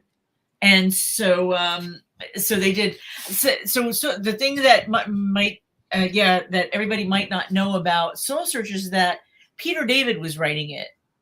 And, and he was, he was like really popular, mainstream writer, but this was his side hustle that he was having a lot of fun with. And we were always parodying things, and this is one of the Sandman parodies that we were doing. See, and I hadn't read this one. I went back and read it, and it was a lot of fun, that issue. Yeah. So, and I was like really, really getting into all the swirlies and everything in the background. I was having all the fun with it. So make sure I center it, Amanda, center it. So his face looks like the Grinch. The other one, I can't remember if it's a parody of the Grinch or not. So, but it looks like it. Well, we thank Matt DiTullio for claiming that one just ahead of Nick Barucci. So thank you both, but especially you, Matt, and you as well, Nick. Nick is you can blame that on the internet at Baltimore, Nick. So let's see, what is our next piece? Oh, this is here, I'll just pull this up, and this is actually another cover to Soul Searchers and Company. Like you said, even after you stopped doing the interiors around issue 10, you still did covers. This is from issue 74. It's priced at $500 on 11x17. And again, I mean, this is just a fun piece. And how often can you get a piece of art, a cover that's almost 30 years old at $500? I mean, it's unheard of. But these are so much fun, and we had a lot of people that wanted this one too. And this goes back to Steve Lealoha. He inked me on these covers, and I love what he did. He just did such a great job. And this is Kelly. This character is the resident witch of the team, and she's actually the teenage witch of the team. So it's like all coming back to me now. I need to reread all these books. Nick Brucci said it's like a Scooby-Doo cover homage. It is. Yeah, I loved Scooby-Doo when I was a kid, and so I'll bet that's exactly what was going through my mind when I did this. Yes, but no, thank you to Greg McKee and everybody else who was very interested in that piece too. Again, Thanks, you got a good one there, Greg. And yes, you do have the art. So here, so there it is. There it is. Yes, there is Kelly, the resident witch. That's awesome. All right, so now we're gonna, now the gargoyles. We have 2 gargoyles pieces, and in both cases, I know that Jimmy mentioned there's like a slight warp into it, so there's some kind of a little bit of water. We had some flooding early on, and so there was some water damage. So I just wanted to warn everybody about some of these pages do have water damage on them, right up here. There's some water damage. Now, is it kind of rippled, or is it just like a stain? It's a stain, and it's more stain. No, it's this one's got, well, the ripple, it's sort of, so if you, it's not totally, it's warped, but it's not rippled. Let me put it that way. Right. It's got warped. It's got a wave to it. Rippled. It's got a stain right here. I'm doing this like I'm in a mirror. It's got a stain right there. It's also got a stain right here, but that looks like it was sorry about that. Where's my finger? That's like a glue stain maybe. Where's my finger? Oh my god. Oh, here it is, right here. It's got a stain, but that looks like some of the, that's like maybe a word balloon missing there. Yeah, I think it's a missing word balloon, maybe. It's some sort of a weird, it looks like it might be the stuff that they used to use, the rubber cement or something like that. And there's some rubber cement bleed through on some of the word balloons, as you can see. Yep. And how about the other one too? Because the other one's actually the one I have up queued up for. Oh, it is. Oh, I'm sorry. I'm doing the wrong one completely. That's okay. Well, I'd rather look at them both just to kind of let people know. This has a buckle in the middle. Like it could probably be flattened out if you were to, put it in between books. But there, All right. Here's where I'm going to stand up so I can see what I'm doing right here. All right. I'm doing this, and now I'm doing this. So there is a missing word balloon right here. And the word balloon has some bleed through for rubber cement right here. And there's also a missing word balloon right here. There's a little piece of schmutz. I have no idea what this is. It might be rubber cement, like dried rubber cement or something here. Yeah, that's what it looks like on the scan. And here, it has a buckle in the middle, and it does have some warping on this side right here. Okay. So I apologize for all the water damage on this. I'm checking. Oh yeah, there's some staining right here too. So that does look like a little bit of water around the word balloon that says taxi. Yes. Yeah, that's where most of the staining is on. I mean, there is some staining on the other parts, but that's where the majority of it is. There's also one right here. Oh, I'm new at this, as you can tell. Right here, there's some stain. So these we'll have Jimmy do the Vanna White thing, and he can be the one to hold the art. Because he's done this before. Yes. And there was a question from Human Spider said, "Does water damage affect value much?" Not, I mean, at the end of the day, they're one of a kind. It's not like a comic book. So that's the only artwork that's there. I mean, so it has a little bit of water damage. Does it affect the value? I mean, maybe, but is it, but it doesn't change the fact that this is the only one. So if you want to get an example of a Gargoyles page, these are the ones you got. And, and these things actually can be fixed. If this was a Frank Frazetta, more than likely, if you own this, you would give it to an art restorer and they could flatten it, they can remove the stains, all that kind of stuff. So things, these can be fixed if you wanted to, but sometimes artwork got damaged in the production process too. So you just never know what you're going to get. So this somehow it got water on it. We probably don't want to hear the story on how it got water on it. It just happened. Yeah, it was a busted it's not thrilling like, ooh, there was a hurricane and it flooded. Nothing that it was a water heater busted. And it leaked, and our water heater is on our second floor and our artwork was on our first floor. And we're like, so yeah, it's mundane and it sucks, but it happened. Well, so these next two pieces, we have 2 pages from Gargoyle that we just showed you, and they have that limited amount of damage on it, but we'll go ahead and show them now. So this is go to lot 7 here, and that was the second one we were showing you. We have this priced at $200. It's from Gargoyles 4. It's page 4. It's got a slight warp in it. You saw there's a little bit of staining around the word taxi with the woman in the first panel there. Maybe a little bit to the left of the gargoyle shoulder, but great piece of art. I mean, great layout, great last panel, very nice piece. Inked and Gargoyle, by Alberto Saichan, and I think he lives in South America somewhere, possibly Argentina. And yeah, he has like a totally different inking style. Like, I don't know if all of you have noticed, like, things look so different when different inkers handle them. Right. It's just like there's like so much variety, and that's one of the reasons that inkers are so important, is because they lend so much to the finished art. Who was the publisher on this Gargoyle? This was Marvel on the Gargoyles. Yeah. Marvel had the license in the mid-90s for the Gargoyles thing. Cool. Was so much fun to do too. I finally, in this past San Diego, I finally got to meet Greg Weisman, who created the Gargoyles. So that was a lot of fun. Awesome.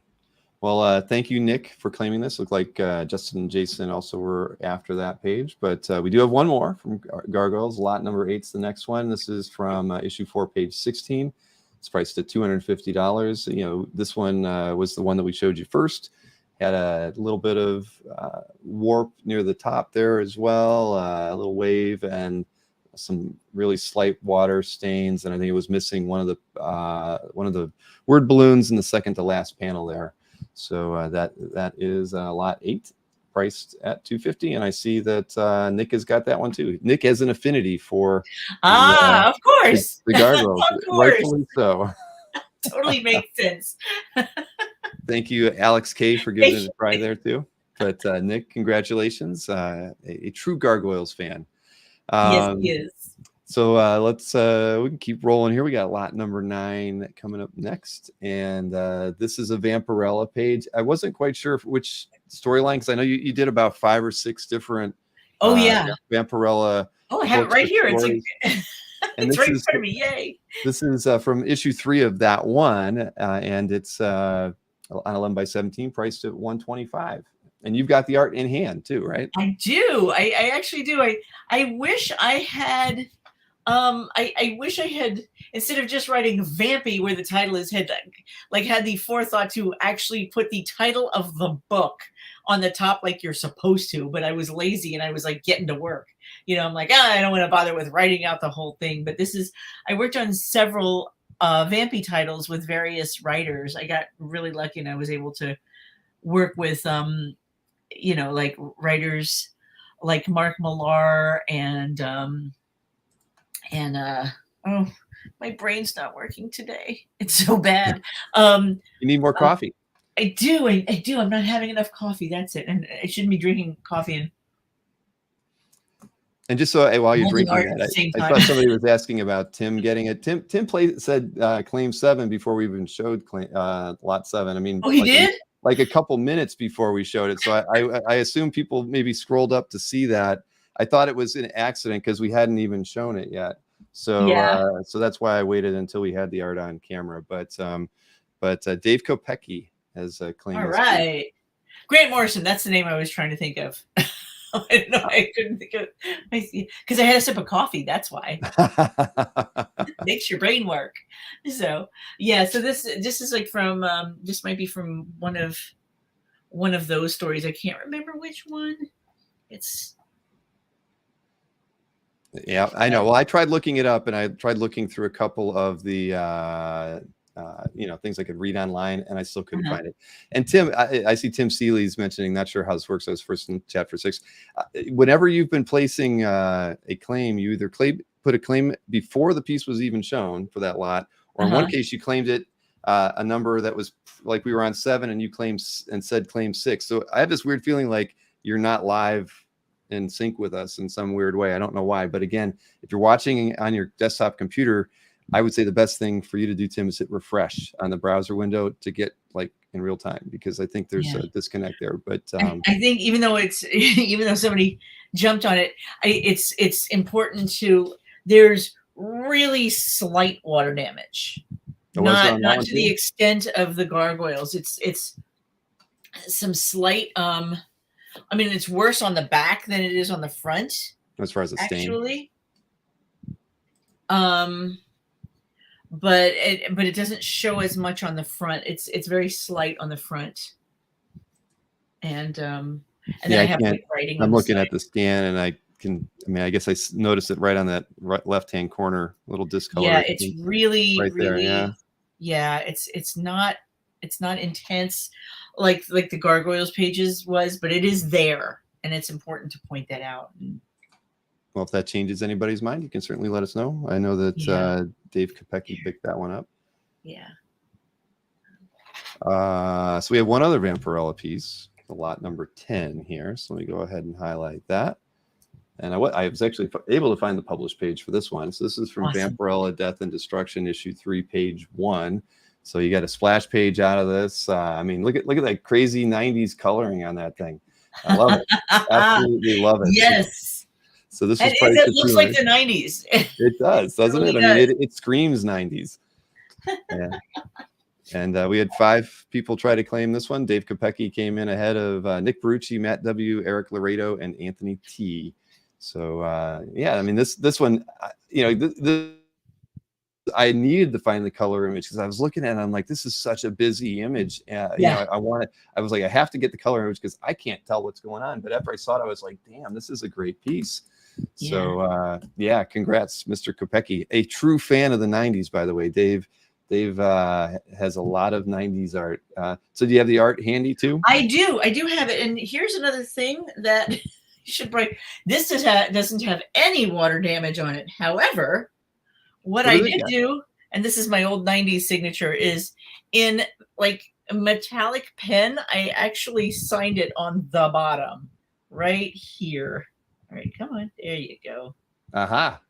It's very faint, but yeah, I can see it on the scan now too. The light catches it, so yeah, I can't erase it. But it's my signature. It's my 90s signature. So my signature has evolved over the years.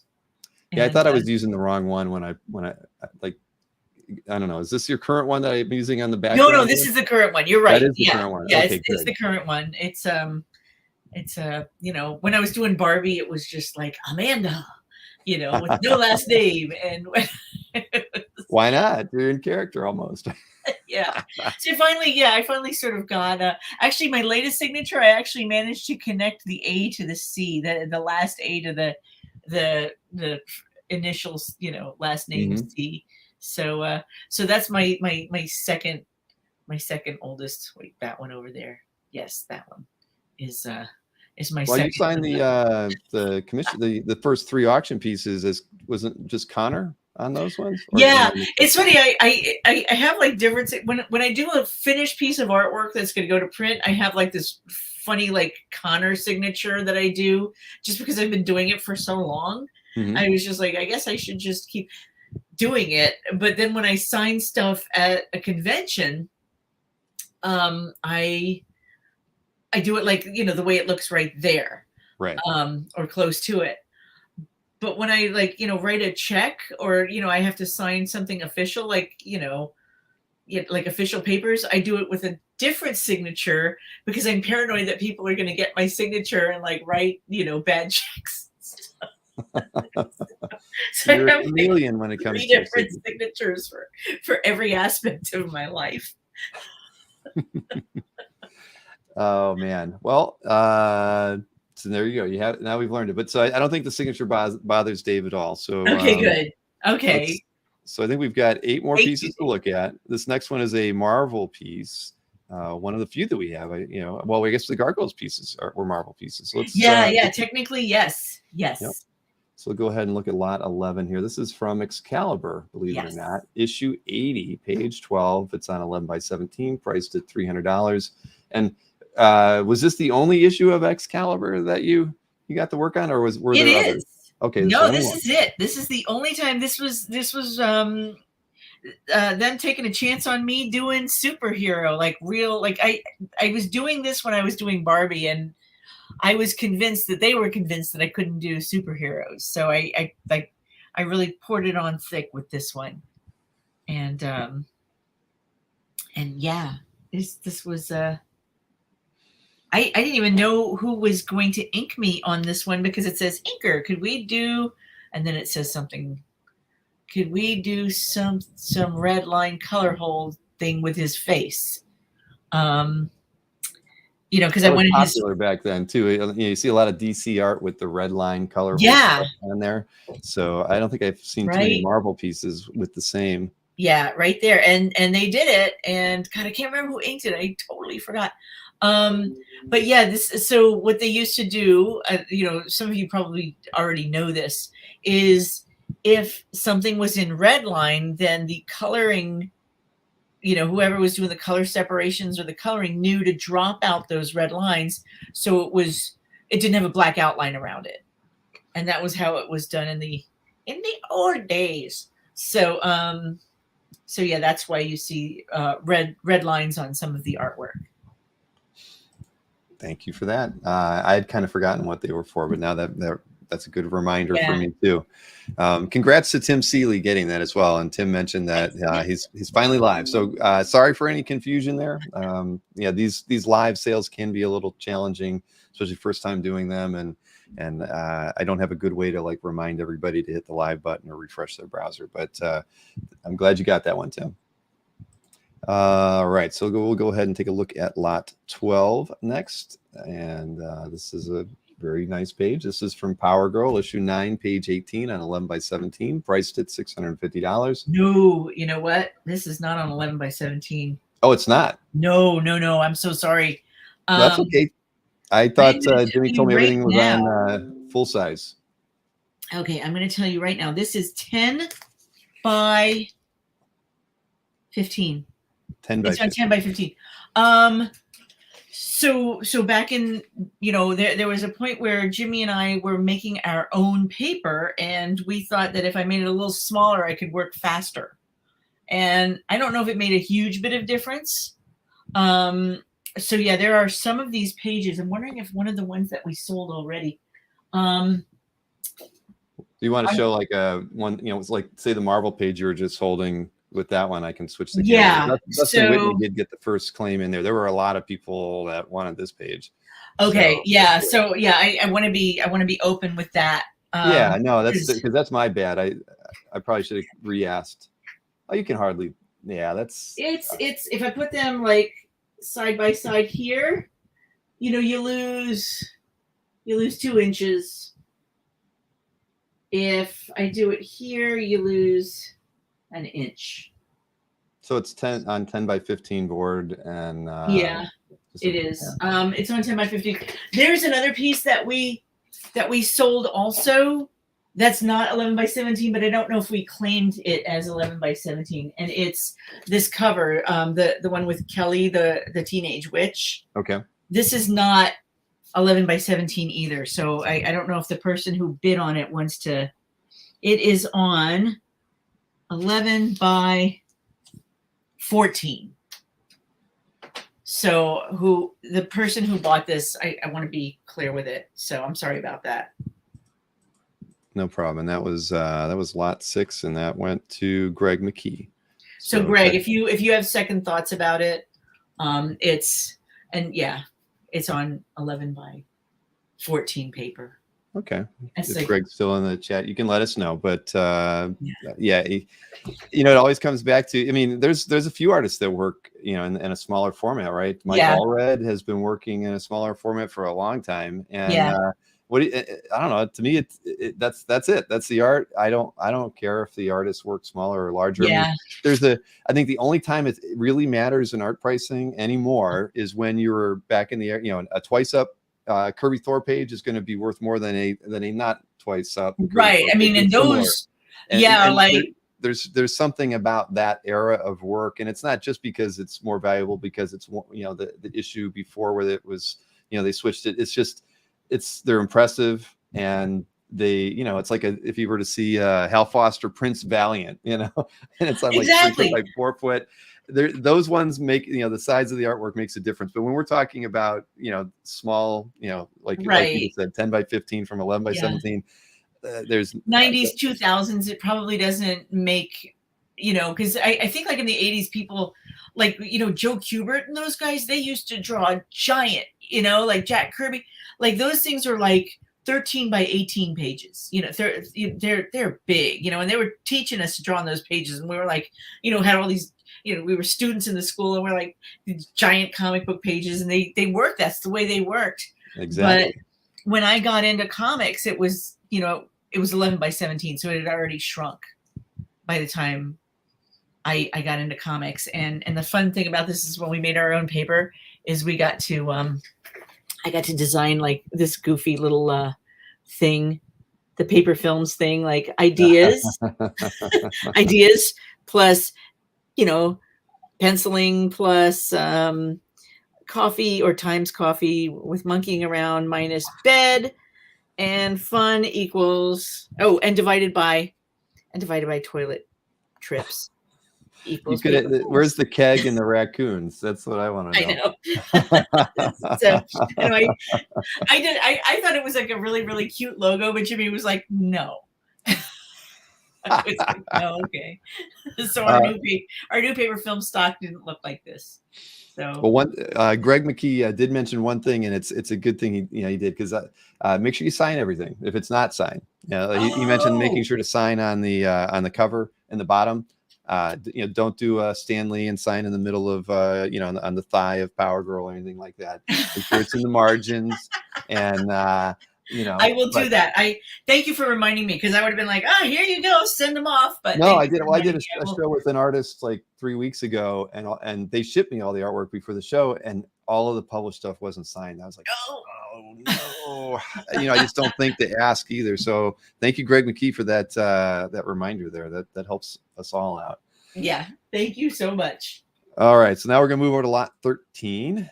And it's a very nice one again. Power Girl issue 10, page 18. Lots of action in this one. This one's priced at $6.50 as well. Just I actually hadn't read this issue, so I went and read this one too. Another fun issue is Thank you. Tara, I think. I can't remember now. Hey, I found a word balloon. I found a random word balloon. Oh, well, maybe it's the one that fell off that gargoyle. It might be. All right, I have to marry it to the. Here's what I'm gonna do. I'll probably just like. I don't know if I have any rubber cement on me, but if I send it, if I figure out which page it goes to and I send it, I can take care of it. Yeah. Okay. Okay. Yeah, I have rubber cement, and I rebag everything when I get it here. So yeah, I'll take care of that. Okay. And we had a lot of people on this one. Chris came in just ahead of Dave, Nick, Tim, Dustin, Mike, Matt, Martin. A lot of people love Power Girl, as do we. So I get it. I totally get it. Love congrats, Power. Chris, on that one. So, here, let's look at the art. I'm sorry, didn't. Oh, sure. Got to get back to that. Make sure we Again, show not the 11 by 17. I'm really sorry. Right. Yeah, not 11. It's on the goofy paper films paper, and yeah, that's awesome. this one's like a super clean one. This one's like, no water damage, not a lot of whiteout. I don't. Oh yeah, there's a tiny bit of whiteout on a feather, and yeah, this is like super clean, and a baby getting thrown. Man, I'm crazy. But the baby's gonna get saved. It's okay. The baby's like, the mom is gonna catch the baby. It's fine. So no dead babies here.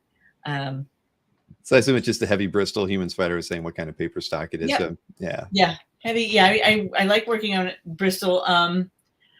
There's a funny Virginia Ramita story. She had the best paper at Marvel. She knew how to call up the Strathmore Bristol company and say, I want it done this way.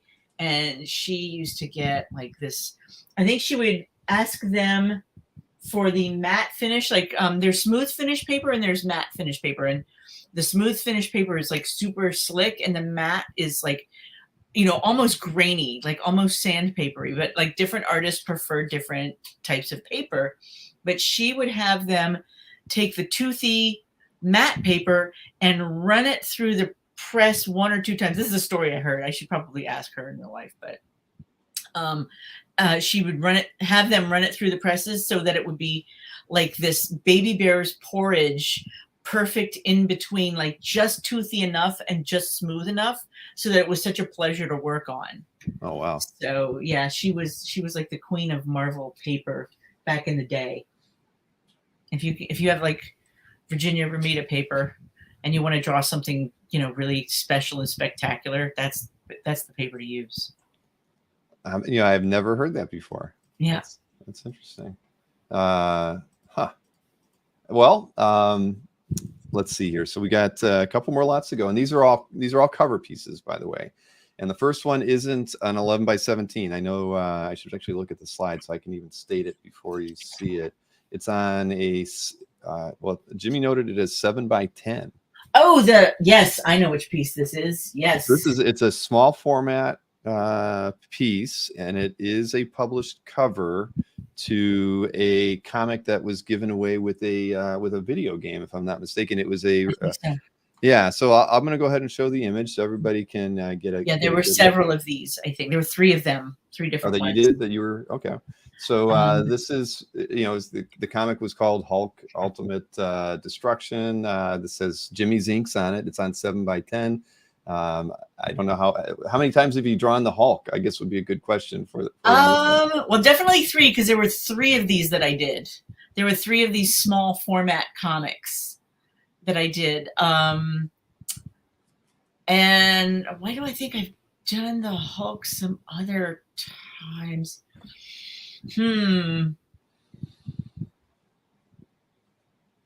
And I was able to find the published cover too, so that's why I threw it on there. I thought that's great that you're able to find that, because I would not know even how to look for it.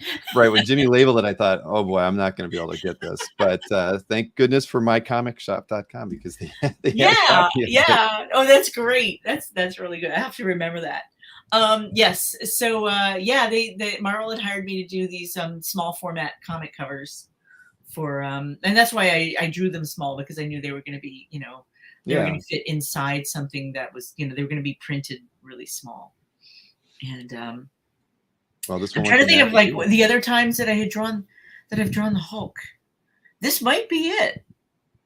Would he have been in that first Avengers backstory that you got? That solo Avengers thing you mentioned? No, that was the event. The solo Avengers was back in the late 80s. There was a female Yellow Jacket, and she was the main character, and the secondary characters were the Wasp and the Black Knight.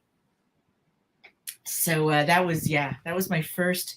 That wasn't my first actual published work, but it was my first professional comic work.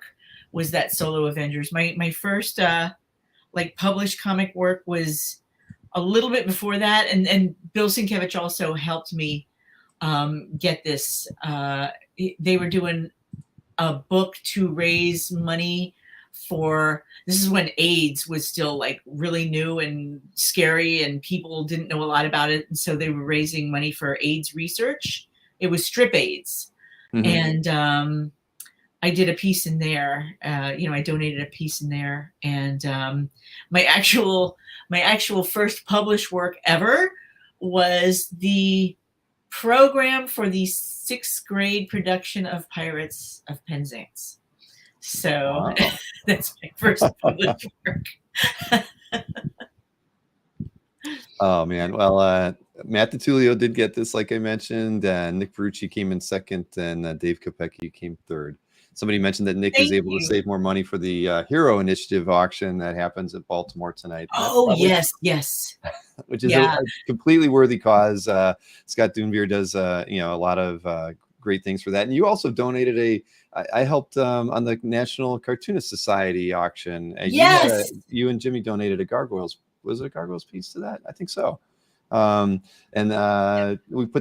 of promoted that through CAF, and I think you got 2 or 3 bids. I don't know if the winner was the proxy bidder that happened on CAF or not, but thank you for doing that, Amanda. Oh, my pleasure. I do love the National Cartoonist Society. They're a worthy cause, and also Heroes Initiative is a worthy absolutely thing. I don't know if the National Cartoonist Society is a cause or just a society. I think it's just a society, but they're worthy. Yeah, right. Well, this is, I guess, the biggest fundraising auction that they've done before, and so they do help some creators in need, and they use it for outreach and a few other things. So Heroes is definitely a good cause. Yeah. They're great. I think they've like really helped out people in need so many times, because I'll be the first one to admit it.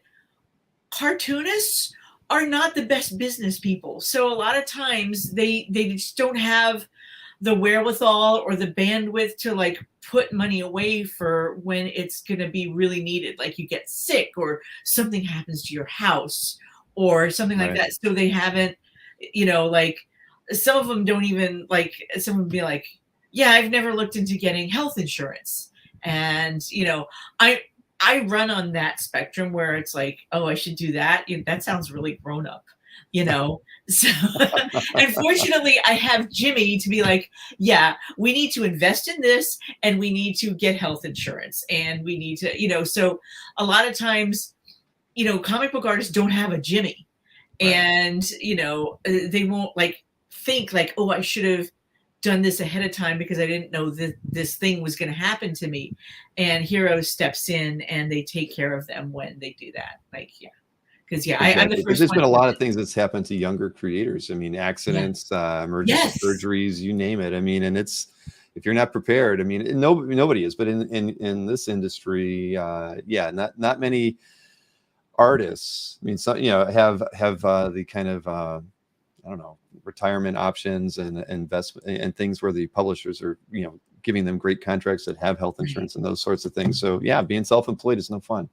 It's not, it's hard, and like I think artists also tend to be very right-brained, and they don't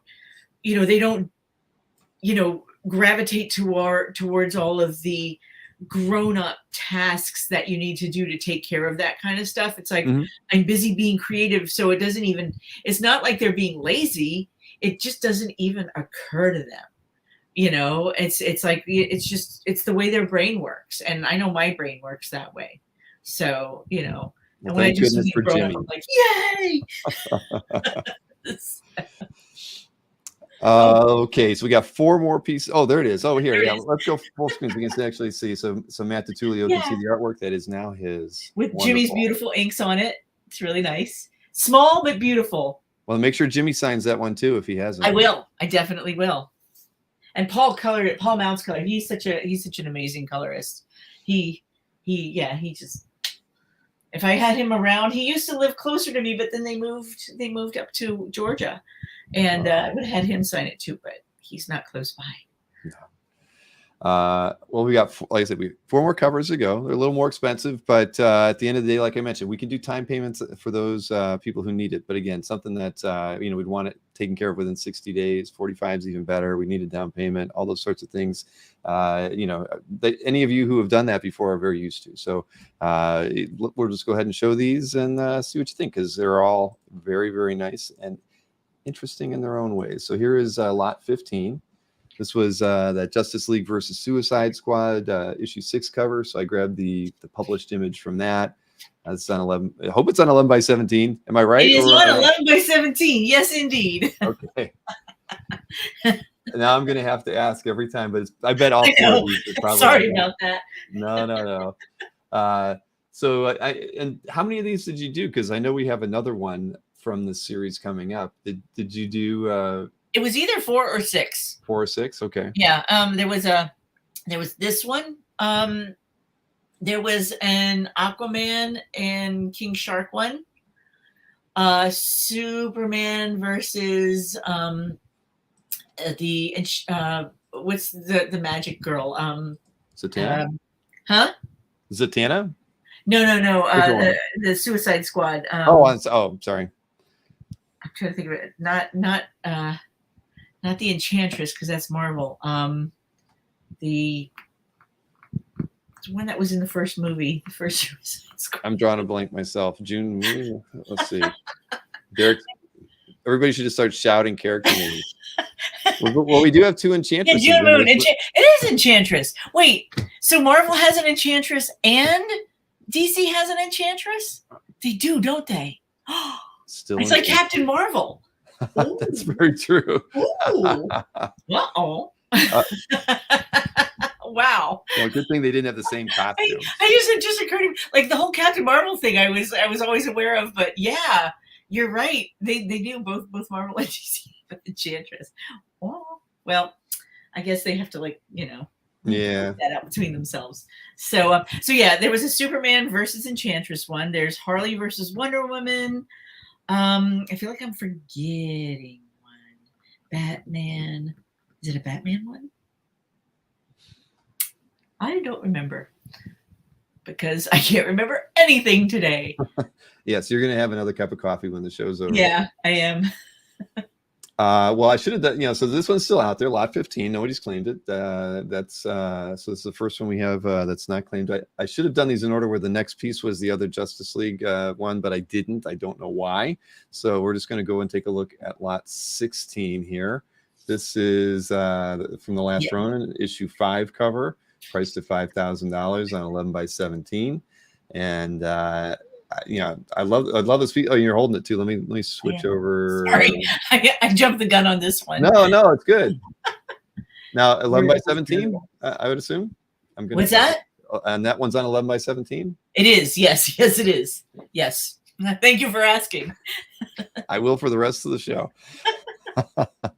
I know this one's very awesome. Like, Dave said, damn, I wish I could afford that. I get it. This is a really, really, really nice piece. I mean, it's from issue 5, and even the colored piece was pretty decent. But I love this one. Great composition. Really. I should let you know that so we were coloring this on Procreate, and I've discovered that there's a way I can do really cool looking buildings on Procreate. So on the finished piece, there is buildings, but I've penciled in the background where I wanted buildings to go. So there is some pencil on it that I never erased. Now, I don't know if you want me to erase it or just to leave it, because it's sort of like. Oh no, you should leave it. Okay, I'm going to leave it. Yeah. But yeah, there's pencil here that has some building silhouettes on it. And I think that's, because a lot of, like you just mentioned, a lot of times people, and Joe Linsner works that way, where he works on the central figures and does some of the backgrounds maybe traditionally, and then he does other parts of it digitally. So yes. I think it's great that the pencil is on there for where you want the buildings designated. So yeah, definitely leave it. Absolutely leave it. So yeah, great piece. And I mean, I assume first time working on any Turtles related stuff, or did you do anything with that? It is actually, that is the first time.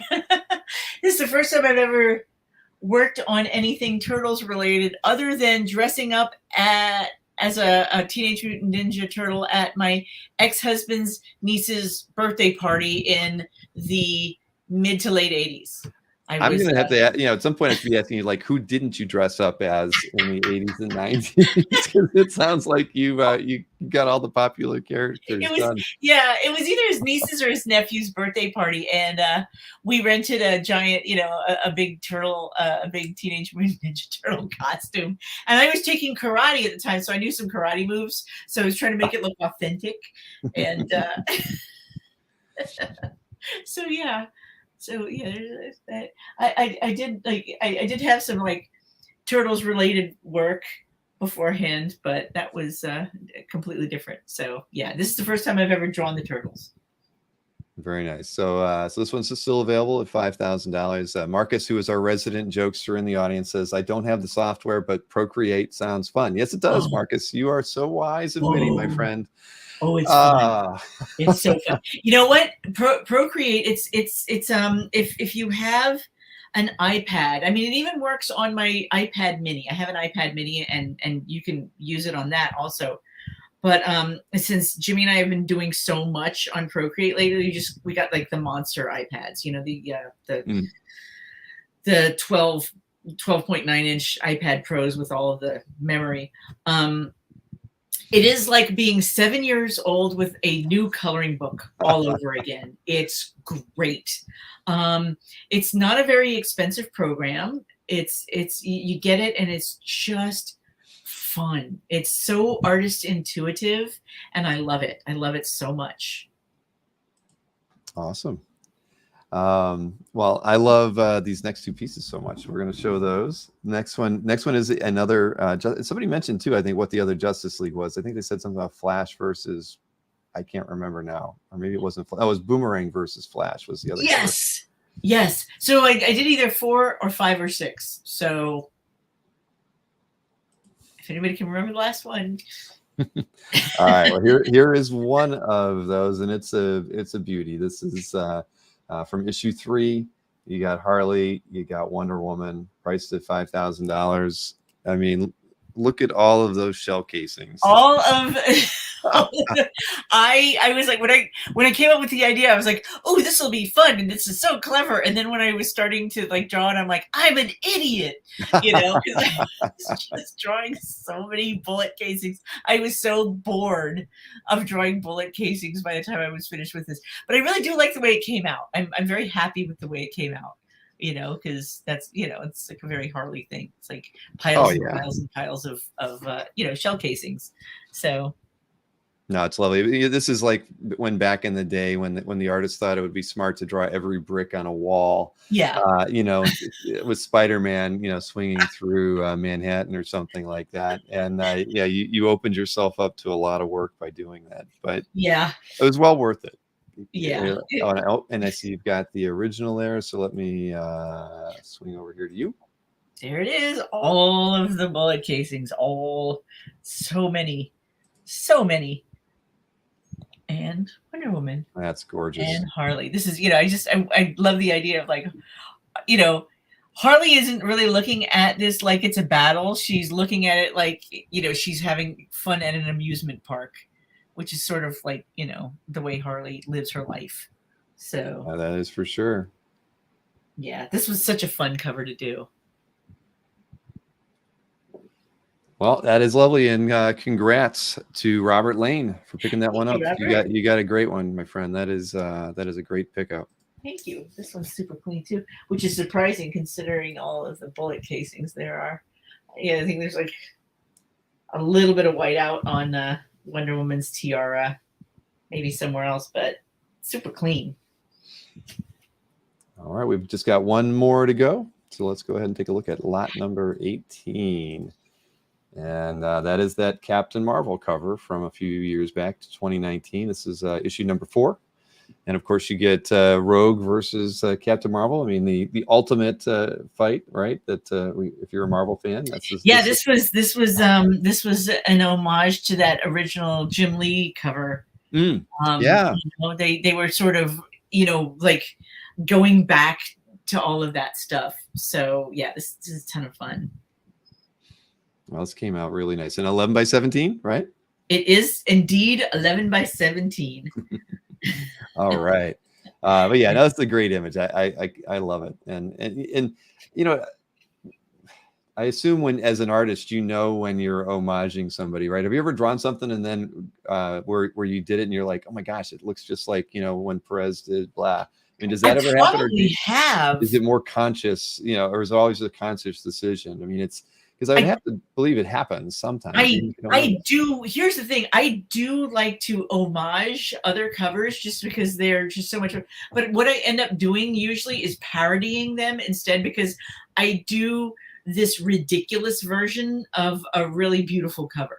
Now, this one is like a pure homage because this is like sort of like just sort of continuing what Jim Lee had originally done.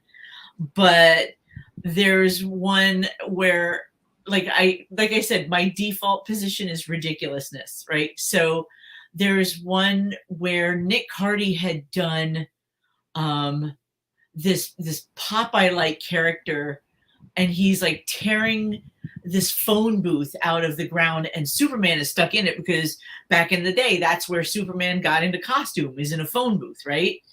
So I did a homage, which was actually kind of a parody of that cover where the guy was ripping the phone booth out of the ground and Harley is in it, and he's like, you know, you can't escape me. I mean, in the original was like, you can't escape me, Superman, you know, not even in that phone booth. And then in this one, it was like, you can't escape me, Harley Quinn, not even in that phone booth. And Harley's going, what the hell is a phone booth? You know, because you don't see phone booths anymore, right?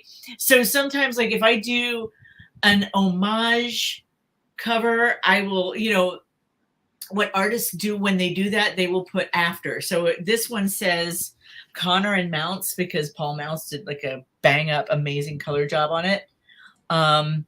It'll say after. Where's my finger? There it is. Nope, wrong finger. Over here. No, over here. There we go.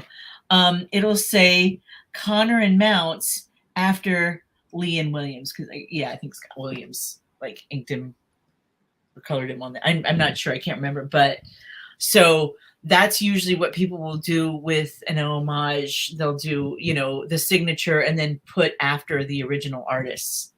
There it is. There it is. I want to make sure everybody, I'm sure everybody knew the reference, but I thought it'd be fun to pull it up and show everybody. When I do a parody cover, I will put with apologies too instead of after, because it's so ridiculous. And I always feel, you know, I always feel the need to apologize to the original artist. But I got to tell you, I love doing parody covers. I've done it with like the Agent of S.H.I.E.L.D. You know, there's like a famous Steranko Agent of S.H.I.E.L.D. cover I've done a parody after. I even showed it to Jim Steranko, and he just was like, he was laughing, but he was also shaking his head. I did it for, I think I did it. Yeah, I've done it a bunch of times because it's so much fun for me.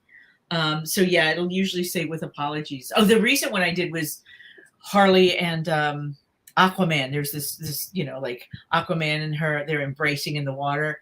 And there's this romance novel cover that was done by Robert McGinnis, and it's beautiful and it's steamy and it's like, oh my God, he's not wearing anything, and her dress is almost off, you know. And I did that one for the Harley cover, and I put with apologies to McGinnis after that. So here's another interesting thing where like some people will get this. Before I forget, and yes, this is 11 by 17. Before I forget, and this I do, and a lot of artists have this, and I don't know if it's an astigmatism or if it's the way your brain is wired, but sometimes when an artist is drawing something, it won't look quite right. But if you look at a mirror image of it, you will be able to see where all the flaws are and correct it. So there's, on the back, you can see where I had to sort of like Captain Marvel wasn't looking quite right here, and I wasn't getting her arm quite right. So I flipped it over on the light box, and I was able to do it in a way that it looked more accurate, like anatomically accurate. And then I flipped it over again, and then I just finished it that way. So sometimes you'll see pages that have some drawing on the back, and it's like an artist working out like all of their flaws. You know, because like sometimes things just aren't symmetrical, especially with like I have a problem with faces that are completely forward facing. Like they'll be very, very asymmetrical. And so I'll have to like flip it over and, you know, line everything up so that it looks correct, you know, in the finished piece. Well, that's cool. You know, I've seen lots of sketches on the backs of pages before, but never really thought about the reason why they're there. I mean, I'm sure some are for your reasons, others are just they needed something else to draw on, so they flipped it over. But that's cool, because I think a lot of us don't think about how important a light box is to comic artists. You know, a lot of you use it because a lot of times you'll draw on something else and you're light boxing that onto the 11x17 and. Yeah, that makes a whole lot of sense. So you know what? We only have 3 pieces that didn't sell. So it's a real short recap here to remind everybody what didn't sell. So I can show those rather quickly. So we had lot 15. That was that Justice League Suicide Squad 6 cover at $3,500. We had the lot 16 at $5,000, the Teenage Mutant Ninja Turtle Last Ronin #5 cover. And last but not least, and all at 11x17, by the way, this is lot 18, priced at $5,000. Captain Marvel #4 cover from 2019. So anybody that watches the show late, you know, after the fact, because we get a lot of people that do that, those are the only 3 pieces that remain. You can reach out to me via email, bill@comicartfans.com, and I can let you know if they're still available. To those people who have claimed artwork or won an auction for a piece of art, I would like you to email me today. Don't wait till tomorrow. Don't make me look you up on CAF and figure out what your email address is and then have to contact you. Reach out to me today. And we will, easy as possible. Yes, exactly. Because it is a lot of work, you know, getting the payments corralled and working out, you know, getting things shipped and everything. Yeah. But, also, I wanted to answer Chris. The sure. name of that Harley Quinn Aquaman book was Harley Quinn Romances. Sort of a parody of Harley Quinn romances. So, yes. There we have. I'm actually reading them now. I wasn't reading them before. I missed that question. I'm glad you okay. saw that. But yeah, so if everybody can email me, that would be fantastic, and we'll square away the payments and the shipping and everything. And like we mentioned at the beginning of the show, Amanda and Jimmy have the artwork. You know, they're going to be shipping it to me, or I'm going to be more than likely shipping it. I could drive to Tampa. It's a couple hours away, but they'll probably ship it to me on Tuesday, so I'll have it probably on Wednesday. So I should be shipping the artwork by Thursday. So you know, we get the payments in quick. We'll be ready to rock and roll. But yeah, Amanda, this was a lot of fun. This was and I realized that we have been on here for 3 hours. I know, and I regret that. It's a Saturday afternoon, and we took up a lot of time, but it did. I know it really. Well, once you start talking, there's so many fun things that we covered today.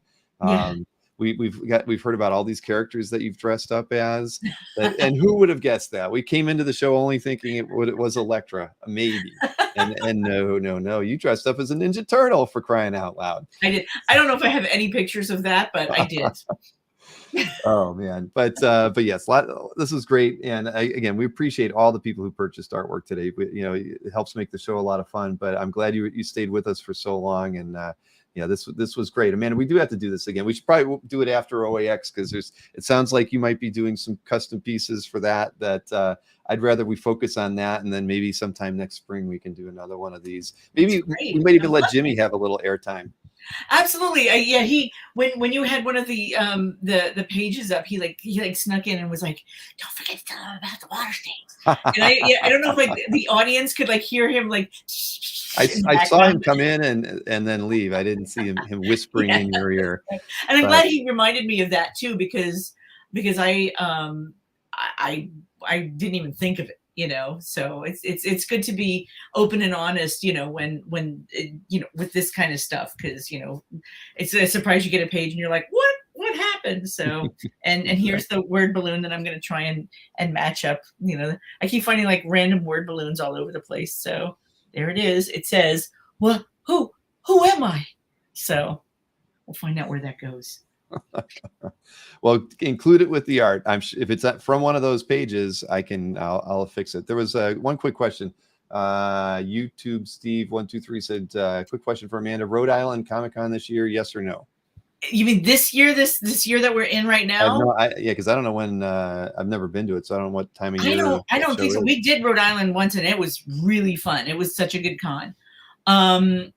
The only convention that we have on our roster for the rest of the year that I know of is the one in what is it? The one in Utrecht, Netherlands. The Utrecht one, yeah. Yeah, but maybe Jimmy and Patrick. We have our guy Patrick. He's basically. Him and his wife Jenny are our mom and dad that keep us. Thank you to Patrick and Jenny. They're the ones that sort of like keep us sane at all the conventions and who help us out a lot with all of the day-to-day art stuff. So there and you can talk to Patrick in real life if you go to paperfilms.com. And sure. Patrick will be at OAX with you guys too. And right? he is definitely going to be at. You'll get to meet the Patrick and probably his lovely wife Jenny too at OAX. Wonderful. So where you will see me eating DoubleTree cookies and trying not to get hot chocolate chips smeared all over the original art. Oh yes, please don't do that. But it can be cleaned if it does. I've got the email address and contact information for a good art restoration expert out there. Oh, that's great because we've been looking for one. Well, hey, they're local. Believe it or not, I met them. They're not 15 minutes from my house. They did some work for me. I got George Pratt to take some pieces over for Zeta even to them. Oh, so that's good. Yeah. Oh, there he is. What? Still on air? Yeah, we're still on the air. Hey, hello. Nobody can see you. Hold on a second. That's okay. It's perfect. Nobody needs to see me. There he is. Look at that stash. My goodness. I know. Don't you love it? I know. It's like having my own personal Vartox. It's awesome. Man, look at that guy. I've been watching the show upstairs. So. Well, thank you everyone for tuning in today. This was it was great fun. I hope you enjoy the rest of your weekend. And again, it's been a true pleasure, Amanda, getting to hang out with you for almost 3 hours today. Thank you, Bill, and thank you everybody. I had so much fun, and yeah, it didn't feel like 3 hours. It like whooshed by for me. I was like, that's what happens when you're having fun. It's like, where did the time go? So exactly. Thank you so much. All right. Well, take care, everybody. Thanks again. I'll see you again next week on some other broadcasts I've got going on.